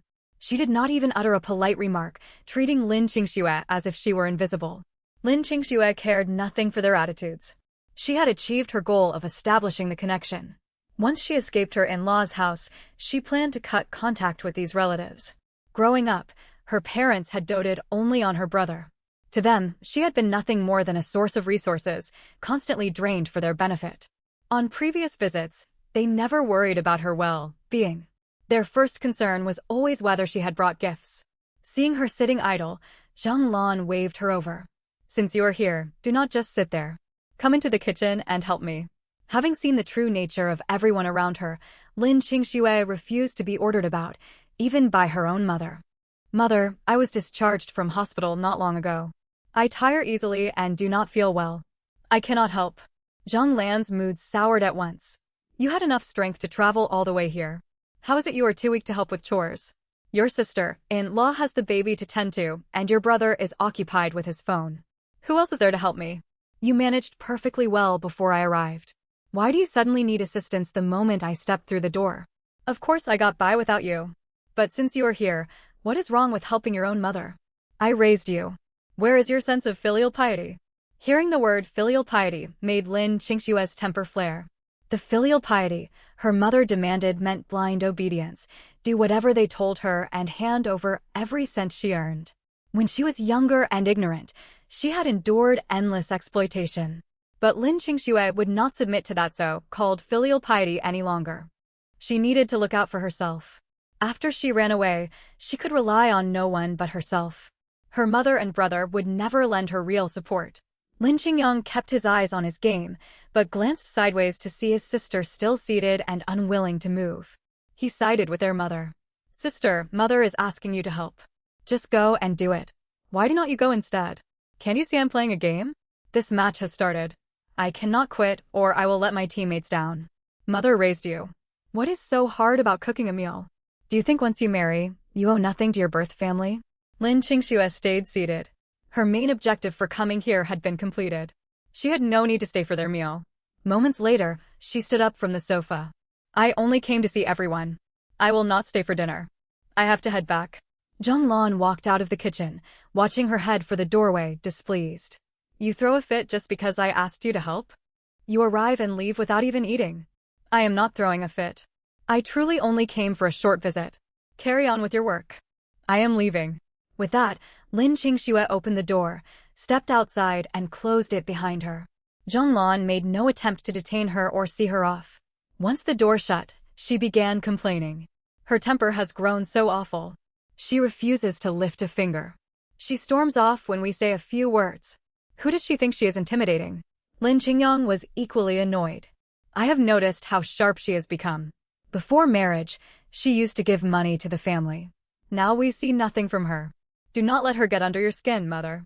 Married off, she only cares about her husband's household. Even her own mother cannot get her to help. She must have been ordered around non-stop at her in-laws and wants to feel powerful here. She wants everything handed to her without lifting a hand. Zhou Yuan was indifferent. Let her go. It is for the best. Traveling in the middle of her confinement. I thought she might move in with us, yet she leaves almost immediately. You worried over nothing, Lin Qingyang replied. She is a married woman with an infant. She could not possibly stay here long term. I had good reason to wonder, Zhou Yuan countered. She showed up out of the blue while still in confinement. I assumed she had suffered mistreatment at her in-laws and had come to pour out her troubles. Naturally, I thought she would stay. Even if she wanted to, I would never allow it. Our house is not large enough. Once a woman marries, she has no right to keep imposing on her childhood home. Zhonglan returned to the kitchen to resume cooking. Her ungrateful daughter had stayed only a short while and departed. She had hoped for an extra pair of hands, yet now she would have to finish everything alone. Dinner was not ready. Zhou Yuan was holding her baby when the little one burst into tears. She rocked the infant and turned toward Lin Qingyang. Go and make a bottle of formula for the baby. Lin Qingyang heard her clearly yet did not stir, still glued to his game. It is such a simple task. Can you not do it yourself? I am in the middle of a match. Zhou Yuan raised her voice. The baby is crying. What is wrong with you preparing a bottle? Games matter more than your own child. Zhonglan came out from the kitchen and observed them. Zhou Yuan, caring for the baby is a mother's duty. If the child cries, set them down for a moment and make the bottle yourself. Stop ordering Qingyang around. He is a man meant for important things outside the home. He ought not to waste time on trivial household work. Zhou Yuan burned with frustration. I would say nothing if he had a job. But he stays home all day doing nothing but playing games. You always take his side, mother. You are so biased. It is only a small chore. Handle it yourself. Qingyang never did housework growing up. He would not even make the bottle properly. I am busy cooking or I would help you. Zhou Yuan frowned deeply. She had to set the crying baby down on the sofa. She seethed inwardly at those words, I would help you. It felt as though the child belonged to her alone, and no one else in the family bore any responsibility. The baby wailed on the sofa. Zhou Yuan grabbed the bottle and opened the formula canister, scooping powder inside. The can was nearly empty, and they had no spare stock at home. Lin Qingyang, after dinner go to the supermarket and buy more formula. We are almost out. Lin Qingyang looked up irritably. Already finished? Did we not just buy 3 tins not long ago? Babies go through formula quickly. 1 tin lasts roughly a week. Those 3 did not stretch far. Go shopping right after dinner, or the baby will go hungry. Fine, I will go once we finish eating. He gave a careless reply and returned to his game. Zhou Yuan finished preparing the bottle and held it to the baby's mouth. The infant began sucking and fell quiet. Sitting holding her child, she sighed. She grew more frustrated looking at Lin Qingyang. He was a grown man and a father, yet he made no effort to earn money. Do not laze around at home these days. Start looking for work. Money does not grow on trees. Formula costs hundreds of yuan a tin. At this rate we will soon have nothing to feed the baby. Lin Qingyang was already in a bad mood. Her constant nagging irritated him further. Enough. Stop going on and on. I never said I would not work. I will look for a job sooner or later. I have heard that promise many times, yet you never make any move. All you do is play games at home. It is so hot outside, so I am staying indoors for a while. You stay home too, you are not working either. Zhou Yuan's temper flared. I stay home because I need to look after the baby. Lin Qingyang, do not pick fights for no reason. Zhonglan carried a finished dish out of the kitchen. Hearing them bickering, she spoke sternly. Stop quarreling. Talk things through calmly. Zhou Yuan rolled her eyes. It was not as though she wanted to fight. If Lin Qingyang fulfilled his duties as a father and breadwinner, she would never have to say these things. Lin Qingyang ate quickly. He set down his chopsticks before Zhou Yuan and Zhonglan had finished their meal. He had promised to go to the supermarket for baby formula, so he prepared to head out. Zhonglan remembered they were low on condiments. We are running short of light soy sauce and salt. Since you are going to the supermarket, pick those up. Get several packs of salt. All right. Anything else? Zhonglan stepped back into the kitchen to check. Add a bag of white granulated sugar. Zhou Yuan added her own requests. Besides formula, get several large packs of nappies. We go through them fast. Got it. I am leaving now. Text me if you remember anything else. Lin Qingyang left home and rode his electric scooter toward the supermarket. The ride took roughly 10 minutes. It was a quick trip. The weather was sweltering. Only a few minutes after stepping outside, he could feel the intense heat. Knowing formula and nappies were bulky items, he grabbed a shopping trolley as he entered the supermarket. He followed the store signs straight to the infant, formula aisle. He had shopped here before, so he wasted no time, choosing the same brand as before. Though he stayed home every day, he rarely cared for the baby himself. He had not realized how quickly formula was consumed. He had imagined one tin would last over a month, not merely 1 week. He took 5 tins of formula and placed them in the trolley, then added 3 large packs of nappies. After only a short time inside, the trolley was half full. Next, he headed to the condiment section. He picked up 1 bottle of light soy sauce, 1 bag of white granulated sugar, and 10 packs of table salt. Before leaving home, Zhang Lan had told him to stock up on salt. It had a long shelf life and was used daily in cooking, so extra would not go to waste. These were the items they had specifically asked for. With those collected, his main errands were complete. As he pushed the trolley past the fruit section, Lin Qingyang saw fresh produce on display. Since he was already there, he decided to buy some fruit for the family to eat. Summer was in full swing, so eating more fruit was a good idea.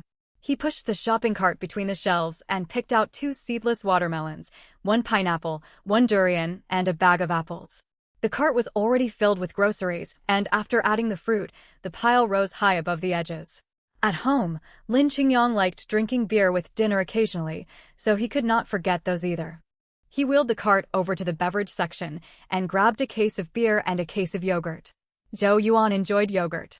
She had not mentioned it, but he thought bringing a case home would cheer her up. It might stop her from taking her frustrations of childcare out on him. He figured he had picked up enough goods and headed for the self-checkout area. He scanned each item one by one and packed them into plastic bags. When he saw the total amount on the screen, his heart ached as he made the payment. He had spent over 1,000 yuan on this single trip. As soon as he stepped out of the supermarket, he was greeted by sweltering heat like being trapped in a steamer. Lin Qingyang frowned. Braving the high temperature, he stacked the heavy bags on the footrest of his electric scooter and rode home. Ding!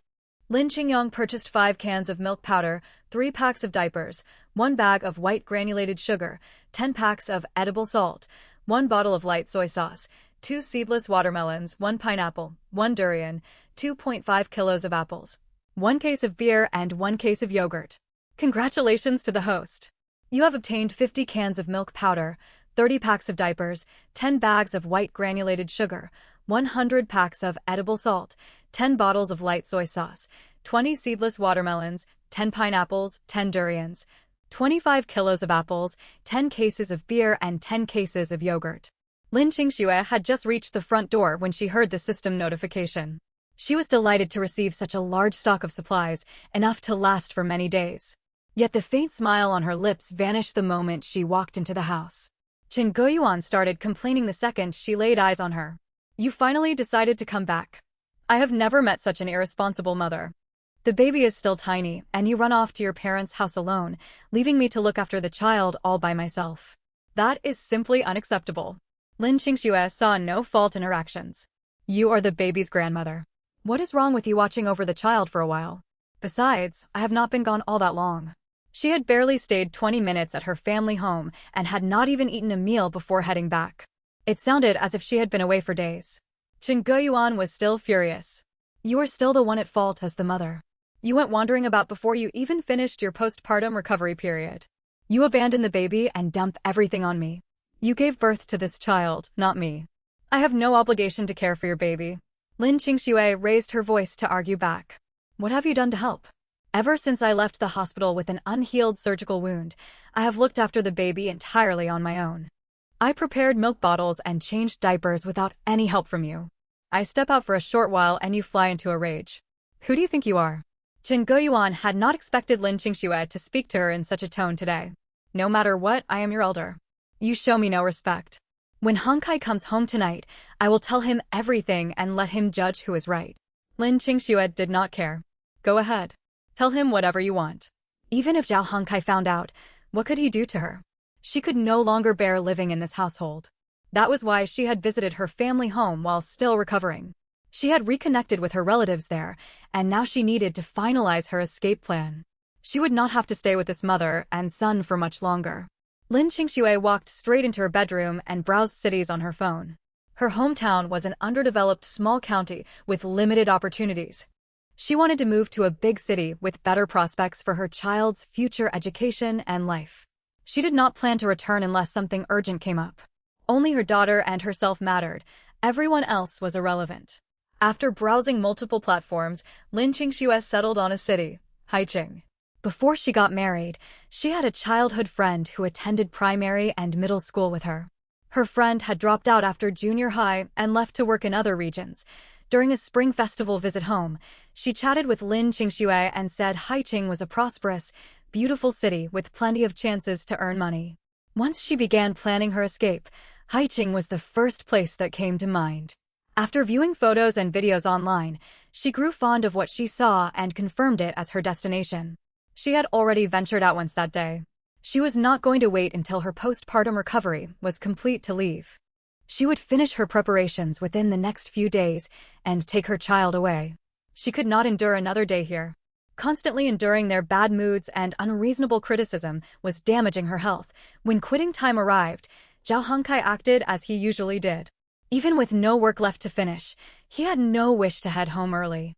After his colleagues left the office, he stepped out of the company and planned to eat at a nearby small restaurant. Sometimes he ordered takeout, but he had grown tired of it, so he decided to dine out. Not far from the company stood a casserole restaurant. Zhao Hongkai went inside, ordered a beef casserole, and grabbed an icy Sprite. He had just sat down when his phone rang. It was a call from home. "Hello, Mom. What's up? Are you working overtime again tonight?" "Yes, probably for a while." "Is something wrong at home?" "I am furious with your wife." "Hasn't she come back yet?" "She's home now, but she spoke to me extremely rudely. She acts as if caring for her baby is my duty. When I tried to talk to her, she got upset and started quarreling with me." Zhao Hongkai felt a surge of irritation upon hearing about yet another domestic conflict and struggled to hold back his temper. However, the restaurant was full of diners with servers walking back and forth. He could not raise his voice in public. This was one major reason he avoided returning home. He wanted to escape childcare responsibilities as well as the constant friction between the two women in his family. Just thinking about Lin Qingxue irritated him. Earlier at work, he had been angry to hear she had rushed off to her parents' place. That woman had hung up on him and would not answer his subsequent calls. Now she was home and fighting with his mother again. He could not understand what she wanted. Did she enjoy turning the whole household upside down? "Mom, do not let this upset you. It is not worth harming your health at your age." Chen Guiyuan shouted through the phone. "Do you think I want to argue with her? I spoke to her politely, but she refuses to treat me with respect. I am her elder after all. How dare she talk to me like that? She stormed into her room and slammed the door in my face earlier today. When I tried to reason with her after she returned, she started fighting and locked herself in the bedroom, refusing to come out. She ignores all household chores and leaves everything for me to handle." Zhao Hongkai was quickly losing patience with his own mother as well. Although he naturally sided with her, her complaints wore him thin and made him even less willing to go home. "Mom, try not to get worked up. I still have plenty of work to finish, so I cannot stay on the phone long. We can discuss everything when I get home tonight." Chen Guiyuan sighed on the other end of the line. "Very well. I will not disturb your work. She is staying alone in her room, and I will not start another argument for now. Focus on your job." She ended the call. A server brought the freshly cooked casserole to Zhao Hongkai's table. He picked up his chopsticks and began eating. The quiet hours after work at the office were normally the most relaxing part of his day, but this phone call had ruined his mood. He could not comprehend why the two women at home quarreled endlessly over trivial matters. Following the argument with Chen Guiyuan, Lin Qingxue stayed in her bedroom and did not step outside, and Chen Guiyuan did not enter her room either. Lin Qingxue calmly retrieved food from the system and ate while alone. Midway through her meal, the system notification chimed. Ding! Zhao Hongkai purchased 1 beef casserole and 1 bottle of Sprite. "Congratulations to the host. You have obtained 10 beef casseroles and 10 bottles of Sprite." The system panel appeared before her, displaying her expanded inventory. Things were looking good. Her supplies kept growing day by day. She no longer needed to worry about 3 meals a day, and she had a rich variety of goods available. Zhao Hongkai knew if he returned home early that night, he would inevitably walk into another fight between the two women. He stayed late at the office and did not head back until around 11 o'clock at night. He hoped that if he stayed away long enough, both women would calm down and the house would be peaceful when he arrived. His hopes were dashed the moment he unlocked the front door. Chen Guiyuan sat on the sofa watching television. Mom, you're still awake? Chen Guiyuan tossed the remote control onto the coffee table. I cannot sleep. Are you still upset about what happened earlier? Chen Guiyuan stood up abruptly. You call this a small matter? Your daughter-in-law shouted at me, and you think it is trivial? It made me livid. I did not want to distract you while you were working overtime, but now that you are home, go talk to her immediately. She needs to understand basic respect for elders. Zhao Hunkai's plan had failed. He had expected the tension to fade after several hours, yet his mother had been waiting for him. He wondered if his wife was asleep inside the bedroom. Chen Guiyuan urged him again. Go quickly. Make her understand what she can and cannot say. She must stop being disrespectful. She has not brought much to this family. She carried the baby for months and only gave birth to a girl, and I did not complain about that. How dare she lose her temper at me? Who does she think she is? Zhao Hongkai felt helpless. Seeing how agitated his mother was, he could not simply walk away. He went to Lin Qingshue's bedroom door and pushed it open without knocking. Lin Qingxue could not fall asleep despite the late hour because she needed to tend to the baby. She was exhausted, but she woke whenever the baby stirred and picked the infant up to soothe her when she cried. A bottle filled with prepared milk powder sat on the bedside table ready for feeding, and a large pack of diapers was kept nearby for quick changes. The postpartum period was meant for rest, yet she had not enjoyed a single full night's sleep. She had just drifted off briefly when the door swung open, jolting her awake. Zhao Hongkai entered with a stern expression. Did you argue with Mom again today? Lin Qingxue remained lying on the bed and stared at him coldly. The baby is asleep. Please lower your voice. Mindful of the infant, Zhao Hongkai softened his tone slightly. I am talking to you. You left the baby alone to visit your parents today, and that was your mistake. Why did you start fighting when Mom pointed it out? Lin Qingxue still believed she had done nothing wrong. Even though anger stirred inside her, she did not wish to wake the baby by fighting. Her daughter slept peacefully beside her. She dreaded the thought of spending hours calming the infant if their argument disturbed her rest. Do not put all the blame on me. Ask your mother what she said and how she acted. I had a cesarean section and nearly lost my life on the operating table. I will never forget the first words you all spoke to me after I regained consciousness. After we came home, she never helped take care of me or the baby. I handled everything myself. I was only gone for an hour or two, yet both of you shouted at me. What right do you have? I am your husband, and she is your mother-in-law, your elder. Is it wrong for her to offer you advice? Why rush off to your parents' house before finishing your recovery? You can visit them later if you want. Why no? The baby is so young. You are a neglectful mother. You ought to stay close to your child at this time. Get out. I do not want to talk to you. Lin Qingxue had lost all desire to communicate. Their standpoints were completely different. They would never reach an agreement. Zhao Hongkai would never grasp how difficult her situation was. No matter what conflict arose in the household, he always sided with his mother instead of her. There was no point in continuing the conversation. It would only upset her further. Zhao Hongkai glared at her and warned sharply. Watch your behavior from now on. Know what you should and should not say. You are a mother now, not a child. Think about your baby instead of acting on impulse. Mom has no obligation to care for your child. I work hard outside every day and do not want to come home to constant trouble. You need to understand that. Lin Qingxue said nothing in response and let out a cold laugh. After delivering his reprimand, Zhao Hongkai strode out of the room and closed the door behind him. Chen Guiyuan waited in the living room. Did you speak to her? Zhao Hongkai frowned and nodded. I did. You should get some sleep. He walked to the smaller spare room, leaned against the headboard, and felt too frustrated to use his phone. He was worn out. Coming home was more draining than going to work. Lingering unhappiness from the household conflict stayed with Zhao Hongkai after he slept.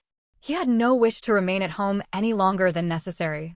He ate a quick breakfast and hurried off to work. After finishing her own breakfast, Chen Guiyuan headed out to the market. Lin Qingxue and the baby were left alone in the house. Taking advantage of their absence, Lin Qingxue pulled out a travel bag and began packing her belongings. She only planned to take essential items. Traveling to Haicheng with an infant meant she could not carry too much luggage. Excitement mixed with nervousness as she thought about her upcoming journey. She had never traveled far from home before. She worried about finding accommodation after arriving in an unfamiliar city and wondered what other difficulties she might face. She had considered all possible hurdles, yet none of them seemed as terrible as staying in this household. With an escape plan ready, She refused to endure unfair treatment in this marriage or exploitation from her birth family any longer. She was still young, with decades of life ahead. From now on, she would prioritize herself above everyone else. She did not own many clothes. She packed a few outfits and placed all her important documents into the bag. She was not afraid of Zhao Hongkai or Chen Guiyuan discovering her plan. Neither of them entered her bedroom regularly. Chen Guiyuan avoided her because she refused to help with childcare, and Zhao Hongkai kept his distance out of disdain. Lin Qingxue could sense his dislike, even if he never voiced it aloud. Once she finished packing, she zipped up the bag and lifted it. It was not heavy. Traveling with the baby by taxi to the bus station would be manageable. Once she boarded transport, she would have escaped, and she intended to cut off all contact with them forever. Her body had not fully recovered yet. Simply getting out of bed to pack left her exhausted, and sweat formed on her forehead. At that moment, the baby babbled and looked ready to cry.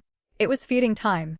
Lin Qingxue picked up the bottle, mixed milk powder, lifted her daughter gently, and held the nipple to the baby's mouth. Zhao Hongkai claimed to work overtime again that night. He met up with old friends, drank together, and spent time out with them afterwards. Around 11 o'clock at night, Lin Qingxue was leaning against the headboard when the system notification sounded. Ding! Zhao Hongkai purchased a 1,018 yuan leisure service package. Congratulations to the host. You have obtained 10 leisure service packages worth 1,018 yuan each.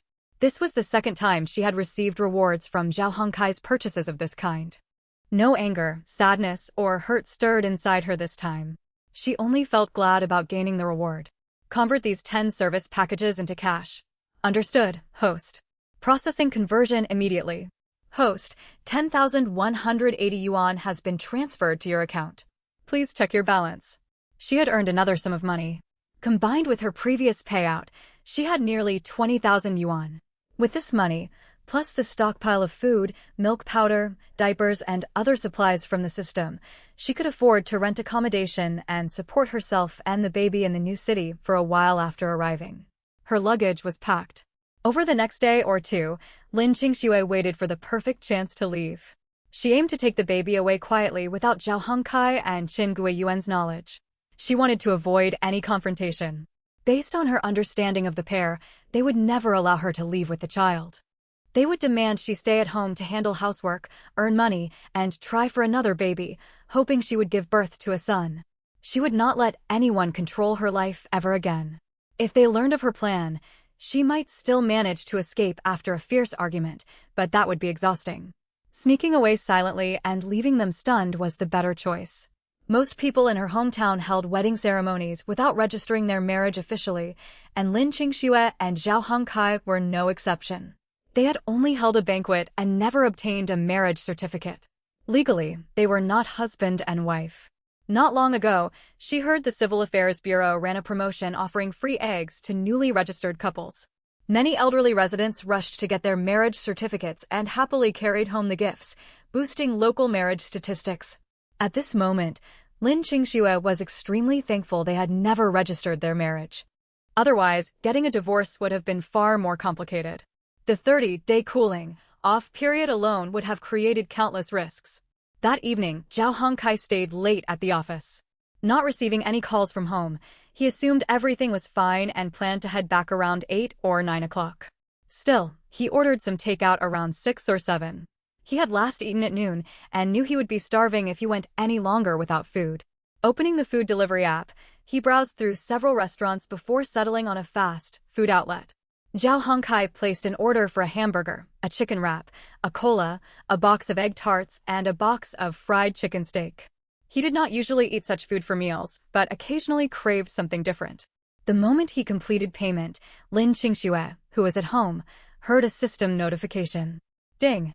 Zhao Hongkai purchased 1 double-layer chicken steak burger, 1 spicy chicken wrap, 1 cup of cola, 1 box of egg tarts, and 1 box of fried chicken steak.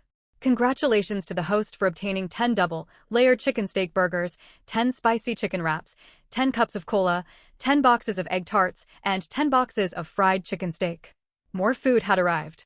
During her days staying indoors, all the food Lin Qingxue ate was retrieved from the system. The selection was limited and only enough to fill her stomach, so she was glad to have several new options now. She had not eaten any of these snacks, either before or after being discharged from hospital. Out of consideration for her unborn baby, she had avoided such food. Now that they were available, the thought of their flavors made her mouth water. After settling the baby down beside her, she summoned 1 box of fried chicken steak and 1 box of egg tarts from the system. As soon as she lifted the lids, a rich aroma drifted out. The box of fried chicken steak was generously portioned, and the egg tart box held 6 pastries, smelling sweet and tempting.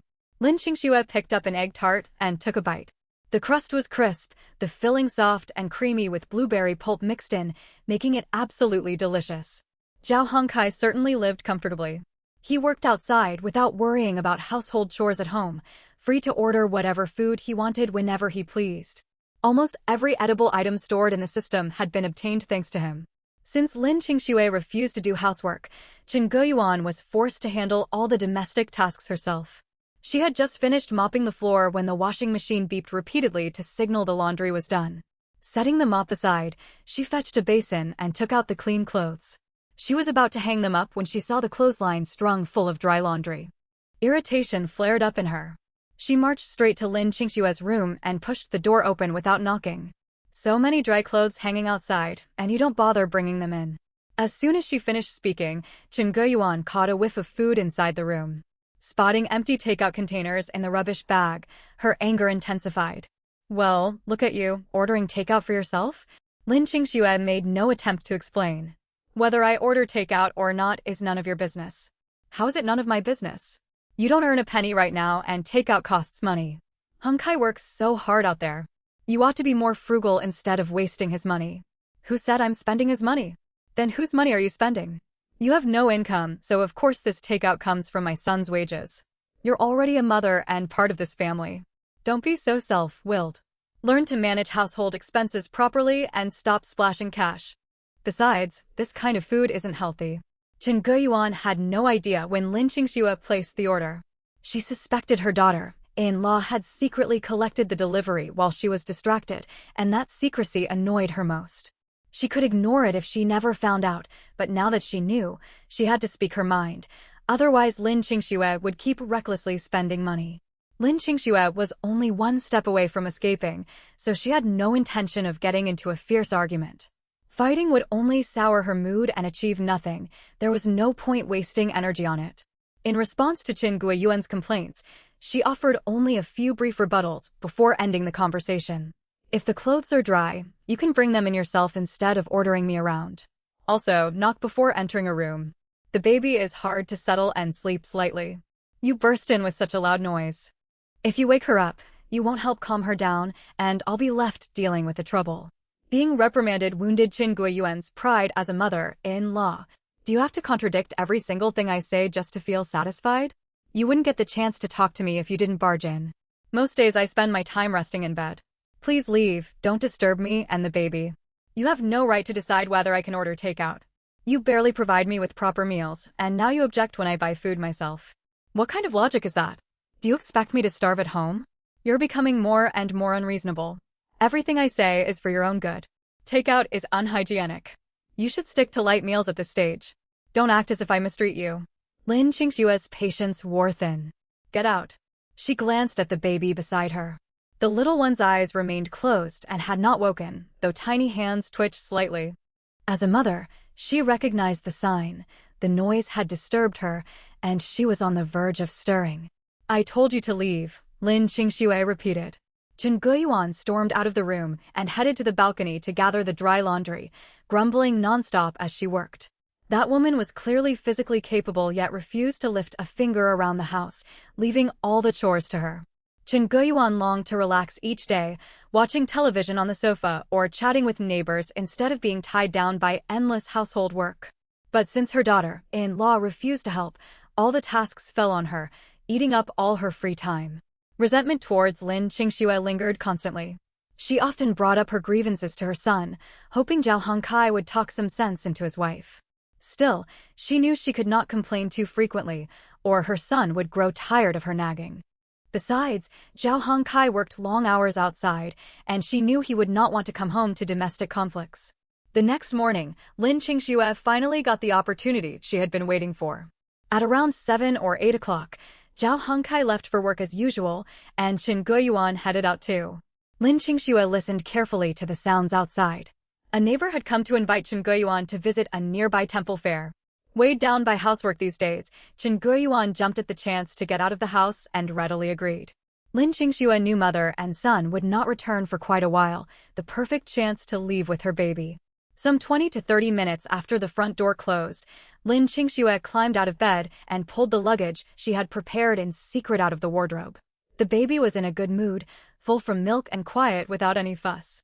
She got dressed, picked up her child, grabbed her bag, and walked out of the house. Once she reached the residential compound gate, Lin Qingxue hailed a taxi. "Driver, take me to the railway station." The driver nodded and started the car. Lin Qingxue had not bought tickets in advance.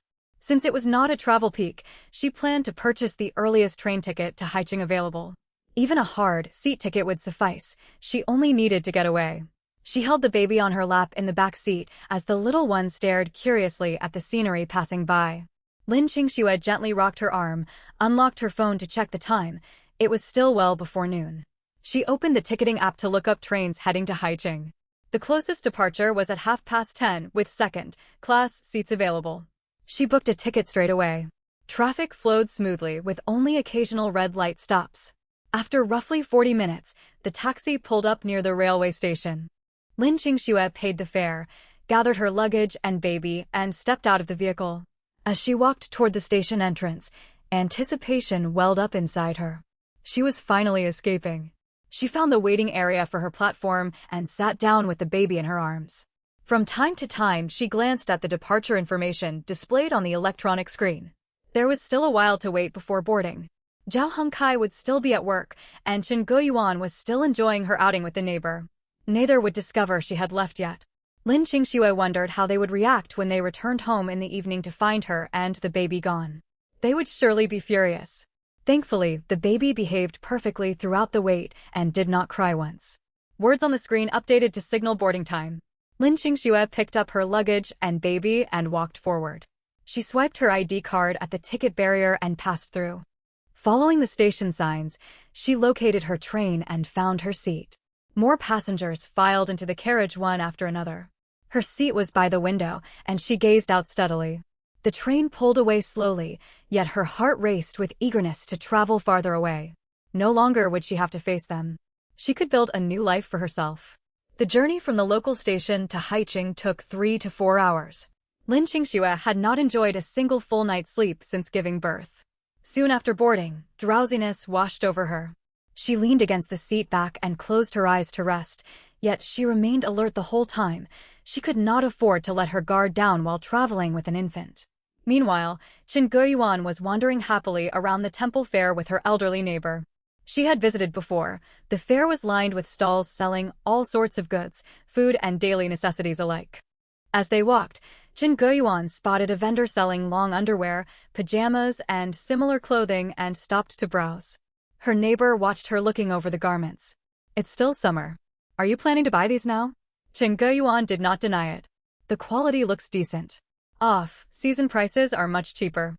Once winter comes, the cost will shoot up." "That makes sense. I might take a look too. We'll all need these eventually." "Exactly. The price is low and the material seems good." Chen Guiyuan wandered along the racks, selecting a set of thick thermal underwear and a set of middle-aged pajamas for herself. After paying, she continued browsing other stalls and bought various snacks. Burdened by housework every day, she thoroughly enjoyed this day out. Lin Qingxue sat in her train seat in a half-doze when a sudden system notification jolted her awake. Ding! Chen Guiyuan purchased one set of thick thermal underwear and one set of middle-aged pajamas. Congratulations to the host for obtaining 10 sets of thick thermal underwear and 10 sets of middle-aged pajamas. Ding! Chen Guiyuan purchased 1 box of mung bean cakes, 2 boxes of crisp candy, 2 boxes of dragon beard noodles candy, 2 boxes of sesame cakes, 1 large pack of mugwort sachets, and 1 potted Chinese rose. Congratulations to the host for obtaining 10 boxes of mung bean cakes, 20 boxes of crisp candy, 20 boxes of dragon beard noodles candy, 20 boxes of sesame cakes, 10 large packs of mugwort sachets, and 10 potted Chinese roses. Receiving so many items chased away all traces of sleepiness. This older woman constantly accused her of wasting money, barely provided her with enough food, and lectured her over ordering takeout. Yet, she went sightseeing and bought so many unnecessary things for herself. By her own standards, pastries, mugwort sachets, and rose plants were non-essential purchases, but she happily spent money on them.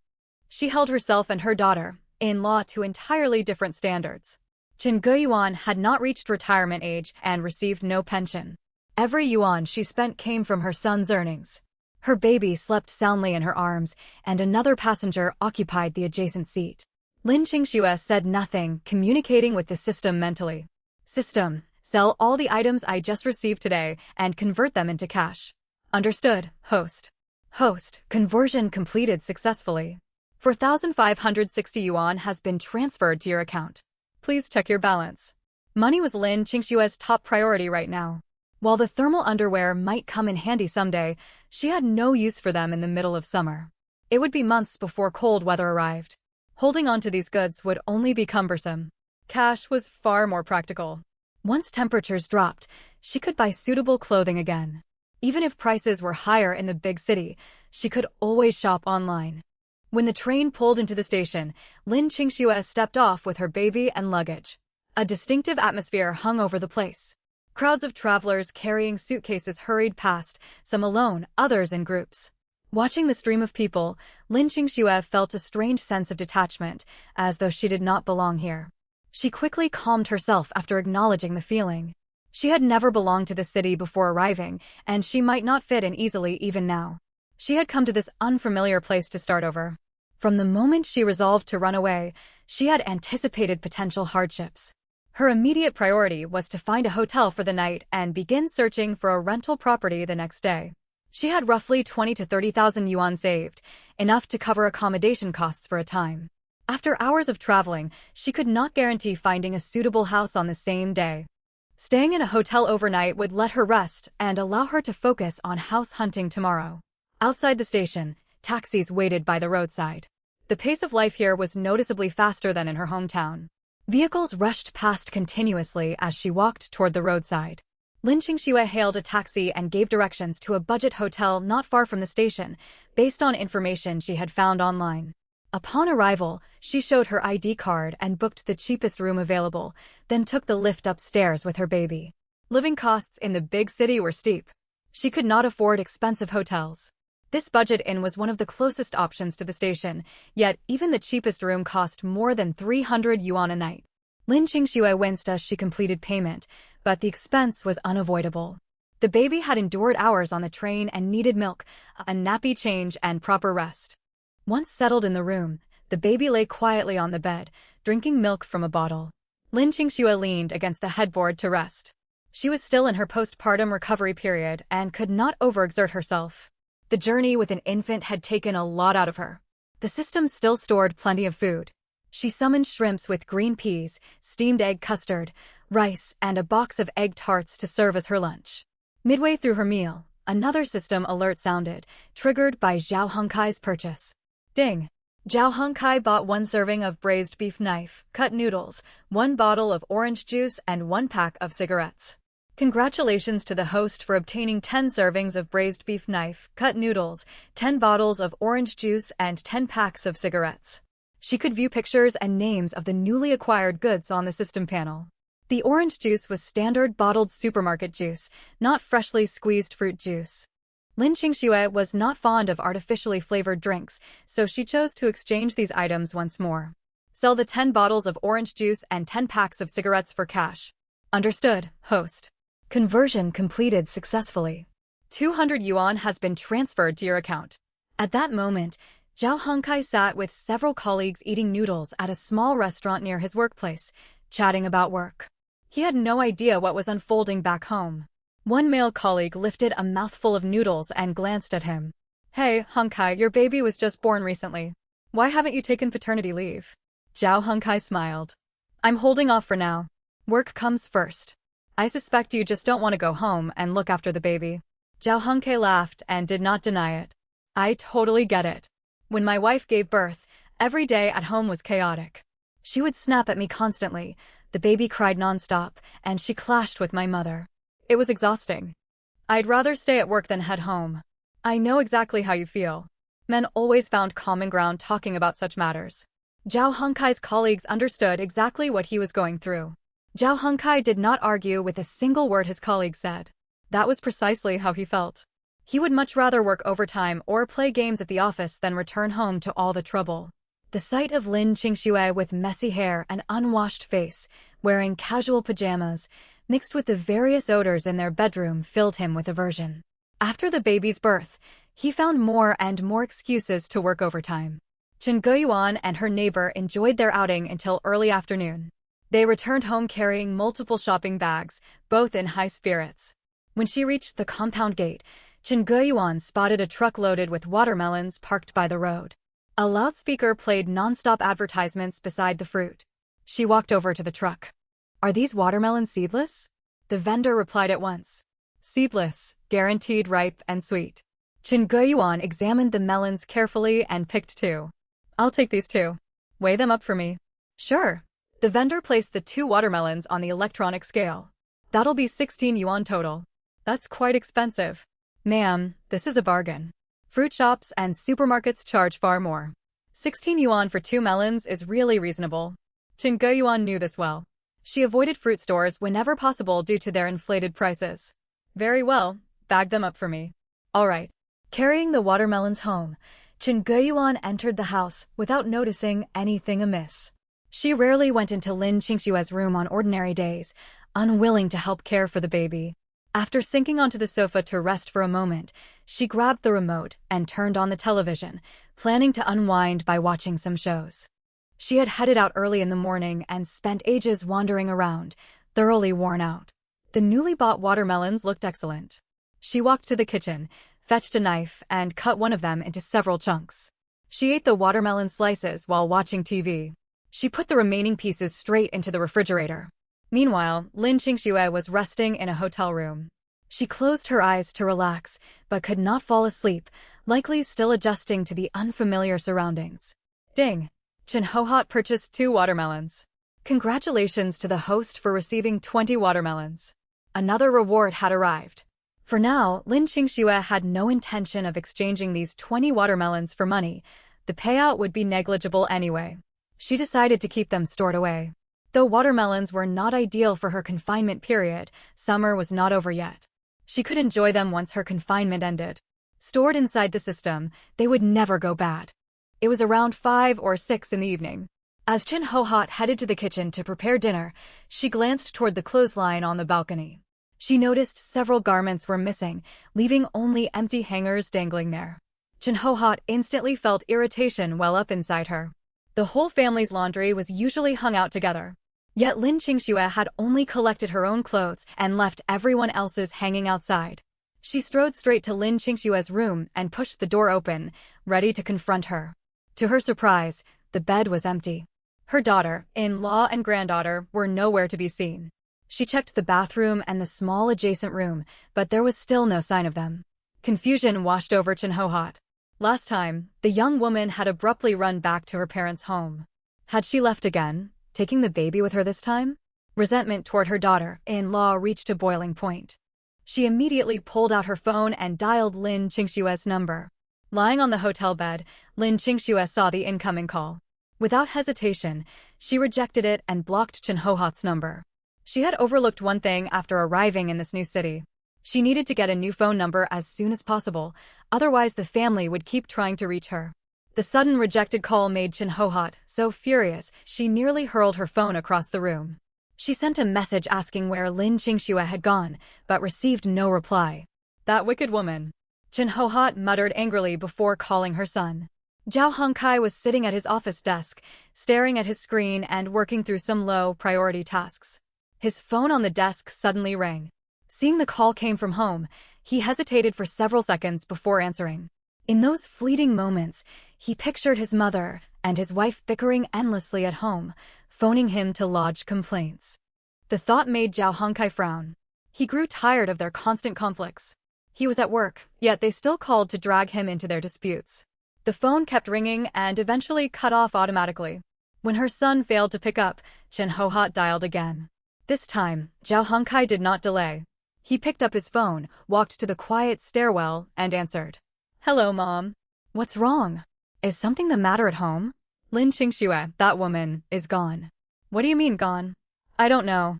I went out shopping with a neighbor today, and when I came back, she wasn't here. The baby is missing too. Zhao Hongkai froze. He was not at home and had no idea what had happened. Could she have gone back to her parents' house? I have no clue. She won't answer calls or reply to messages. Wait a minute. I'll hang up and try contacting her myself. All right, find her. I don't understand why she keeps running off like this. The baby is still so young. She's an irresponsible mother. After ending the call, Zhao Hongkai immediately dialed Lin Qingxue, but the line would not connect. He opened WeChat and typed a message, "Where on earth have you run off to again?" When he hit send, a red notification popped up. His heart sank. He had been blocked. He sent a text message as well, yet there was no response at all. Unease crept over him. She had blocked all their numbers and left with the baby. Even if she had returned to her family home, there was no need for such extreme measures. Zhao Hongkai scrolled through his contact list. He rarely communicated with Lin Qingxue's family and could not recall saving any of their numbers. After searching for a while, he spotted Lin Qingyang's name and placed a call right away. Lin Qingyang was at home playing a mobile game, fully absorbed. When the call came through, he dismissed it without a second thought. Zhao Hongkai was his brother-in-law, but they barely spoke. He had only saved the number on the day of their wedding and had never received a call from him since. He had no idea what the call was about, but at that moment, nothing mattered more than finishing his game.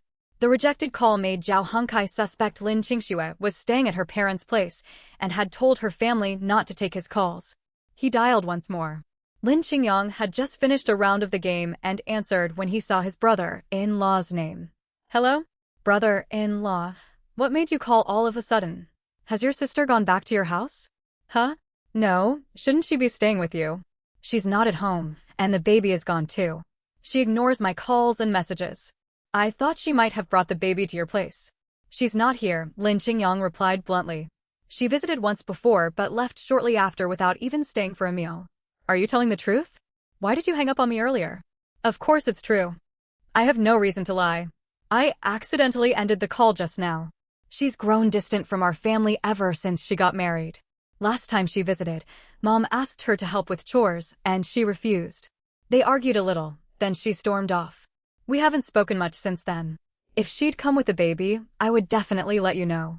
Neither Lin Qingyang, Zhou Yuan nor Zhang Lan was eager to have Lin Qingxue return home.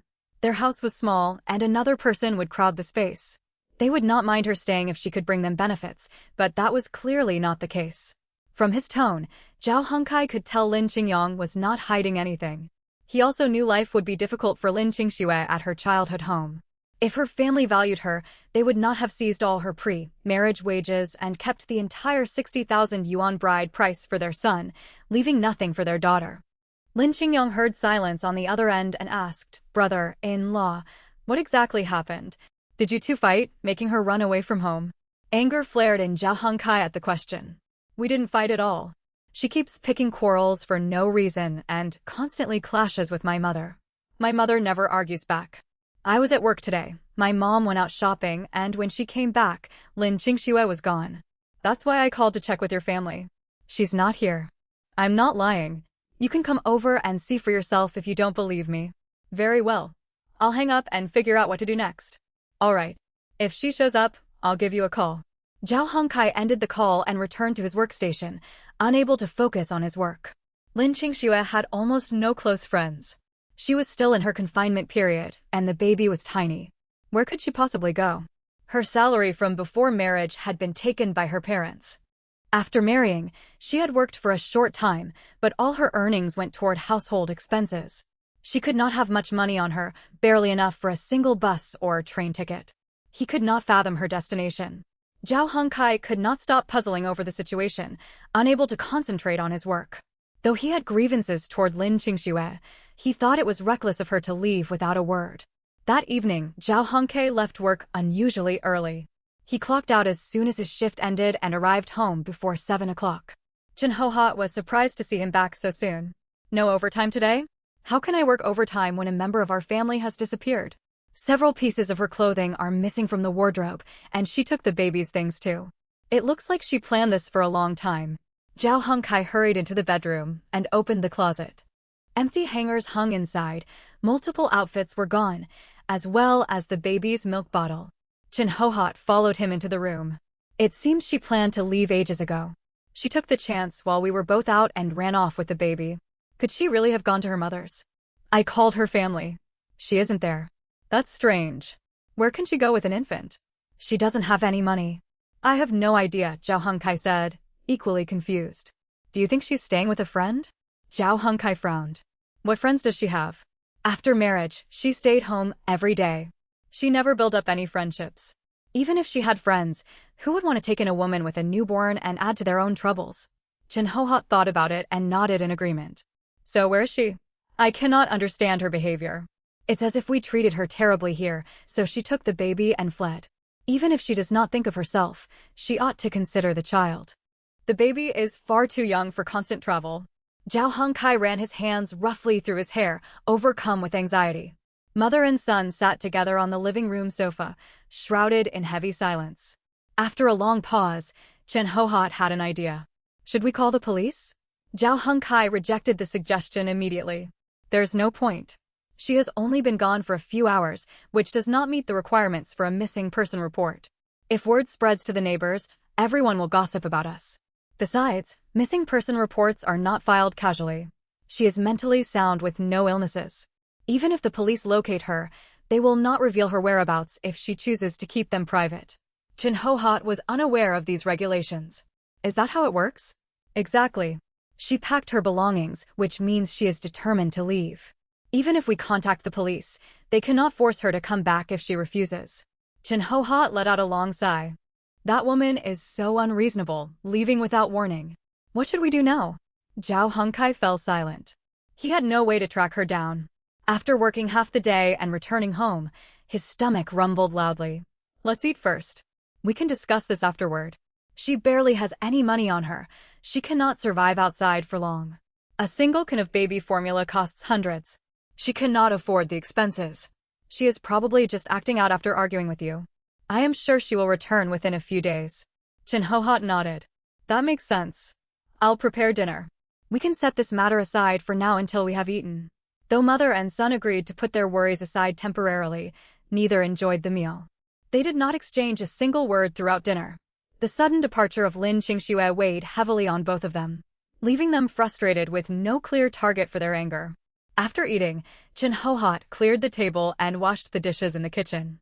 Zhao Hongkai headed straight to the spare bedroom to rest. Ever since Lin Qingxue returned home from the hospital, he had stopped sleeping in their shared bedroom and moved to the small adjacent room. Now that she was gone, he lay on the bed in that room but could not fall asleep for a long time. Lin Qingxue had always had a gentle temperament. For years while living in this house, she obediently completed every task assigned to her.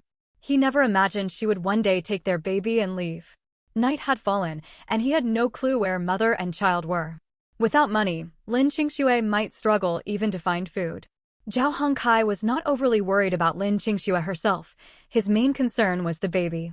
While he had hoped for a son, the infant was still his biological daughter. The thought of her wandering outside before she was a month old troubled him deeply. Yet he knew there was nothing he could do to find them. He tossed and turned, unable to get any rest. Meanwhile, Lin Qingyang was eating dinner with Dou Yuan and Zhang Lan and brought up the call from Zhao Hongkai. Zhang Lan's chopsticks halted mid-air. What did you say? Your sister has disappeared. Lin Qingyang nodded. That's right. That's what brother-in-law told me. He cannot find her, she won't answer calls, and she left with the baby. Zhang Lan furrowed her brows. That can't be. Where could she go? Lin Qingyang spread his hands. I have no idea. She is far too impulsive. Arguments can be resolved through talking. There is no need to run off with a newborn. She cannot earn money, and the baby needs constant care. What kind of life can she lead outside? Zhou Yuan paid little attention to the news. Whether Lin Qingxue left or stayed meant nothing to her, as long as she did not move back into their home. Exactly. Eldest sister is so thoughtless. As a mother, she ought to prioritize her child instead of running away on impulse. As she ate, Zhang Lan asked, Did you call your sister to find out where she is? She might be upset, but she cannot stay away forever. Lin Qingyang shook his head. I haven't. Then call her right away and tell her to come home. What good does it do staying out there? All right, I'll call now. Lin Qingyang acted as if the whole affair had nothing to do with him. He had not thought to reach out to Lin Qingxue when Zhao Hongkai first phoned and had spent the whole time gaming afterward. He pulled up Lin Qingxue's contact number and dialed, only to hear the line was unreachable. Mom, I can't get through to her. He quickly thought of another way. I'll try sending a WeChat message. Lin Qingyang opened WeChat, scrolled through his contacts, and sent a message to Lin Qingxue. Several minutes passed without any reply. It seems my sister really has cut off contact. No calls or messages are getting through. Zhang Lan grew irritated. What is wrong with this girl? Does she intend to never speak to us again?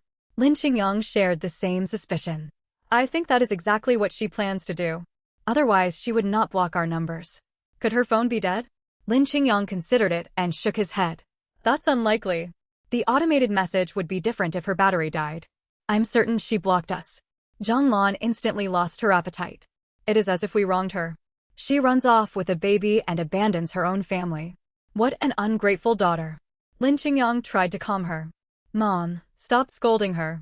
She cannot hear you anyway, and you will only upset yourself. Zhang Lan sighed. What should we do then? Lin Qingyang replied, Mom, this is not our problem to solve. She is married now. This is an issue for her and brother-in-law to sort out. As long as she does not ask us for money or move back here to cause trouble, her whereabouts are not our concern. How can you say that? I gave birth to her. I counted on her to support me in my old age. Who will look after me if I fall ill in the future? Will you do it? Zhang Lan turned to look at her son and daughter-in-law, who avoided her gaze. Lin Qingyang fell silent. Mom, I have never taken care of anyone. How could you expect me to handle that? Zhang Lan had never truly relied on her son. She had spoiled him since childhood and shielded him from hardship. She had always planned to depend on her daughter for care. That is why we have to find her. Regardless of her marriage, I am still her mother. She cannot abandon me. Now she has vanished and blocked all contact. I cannot allow this. Lin Qingyang paused. Let us wait and see. Brother-in-law and his mother are definitely searching for her. Let them handle it. We can try calling again in a few days. She has no job and no money, traveling with an infant. Where can she survive? Even cheap baby formula costs over 100 yuan, and diapers are expensive.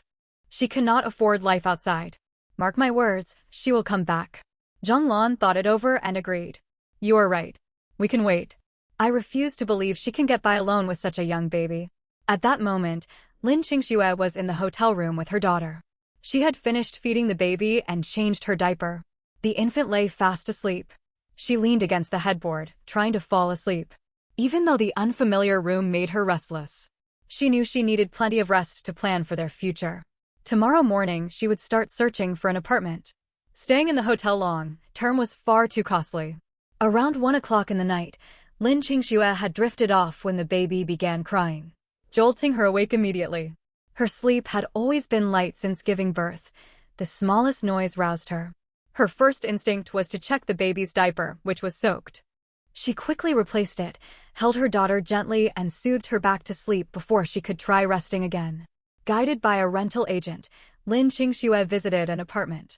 The property was on the 9th floor of a residential complex, fairly spacious with 3 bedrooms, a kitchen, and a bathroom. The decoration was modest but livable. The agent led her to one empty bedroom. Miss Lin, this is the room. Lin Qingxue stepped inside to look around. The room was compact, furnished with a bed, a simple wardrobe, a desk, and a chair. She did not have much capital at the moment, so she had modest requirements. Having a stable roof over their heads was enough for her. How much is the monthly rent for this room? 2,800 yuan a month, 1 month's deposit plus 3 months' rent paid up front. Lin Qingxue was taken aback. Is the rent really that high for a shared apartment? Miss Lin, this price is already reasonable. Housing costs in Haicheng remain steep. Many rentals go for 3, 4, or even 5,000 a month. This location is convenient and the space is well furnished. Other properties will almost certainly cost over 3,000. Lin Qingxue hesitated inside the room. The rent was expensive, yet she could not continue living in the hotel, which would cost nearly 10,000 yuan each month. She had researched Haiching's living expenses before arriving, and understood housing prices here could not be compared to those in her hometown. She was still recovering from childbirth, and the baby was tiny. She needed to secure accommodation quickly, so she could recuperate while caring for her daughter. With the system, she would gain more resources and time. Once she earned enough money, she could move to a better place. After weighing everything, she made up her mind. Very well, I will rent this room. We can sign the contract today. No problem. The deposit plus 3 months' rent, together with the agency fee, amounted to more than 10,000 yuan. Lin Qingxue felt pained handing over the money, yet a permanent place to stay was essential. Once the rental was finalized, she cleaned the room lightly. The previous tenant had already left it fairly tidy. She purchased daily necessities. Basic furniture was provided, but she still needed bedding and other supplies to settle in comfortably. After moving everything over and bringing the baby into the new room, Lin Qingxue was exhausted and sweating heavily. The weather was hot, and new mothers tended to perspire constantly. Her clothes felt damp and sticky, making her uncomfortable. Her stomach let out a loud rumble. It was time for dinner. She retrieved a serving of beef casserole from the system storage. Steam curled upward from the dish as she set it down. She took a bite of beef. The flavor was delicious. Her first night in the new rental was another sleepless one. Adjusting to yet another unfamiliar environment kept her awake. And whenever the baby stirred, she woke up too. She did not manage a single full night of uninterrupted rest.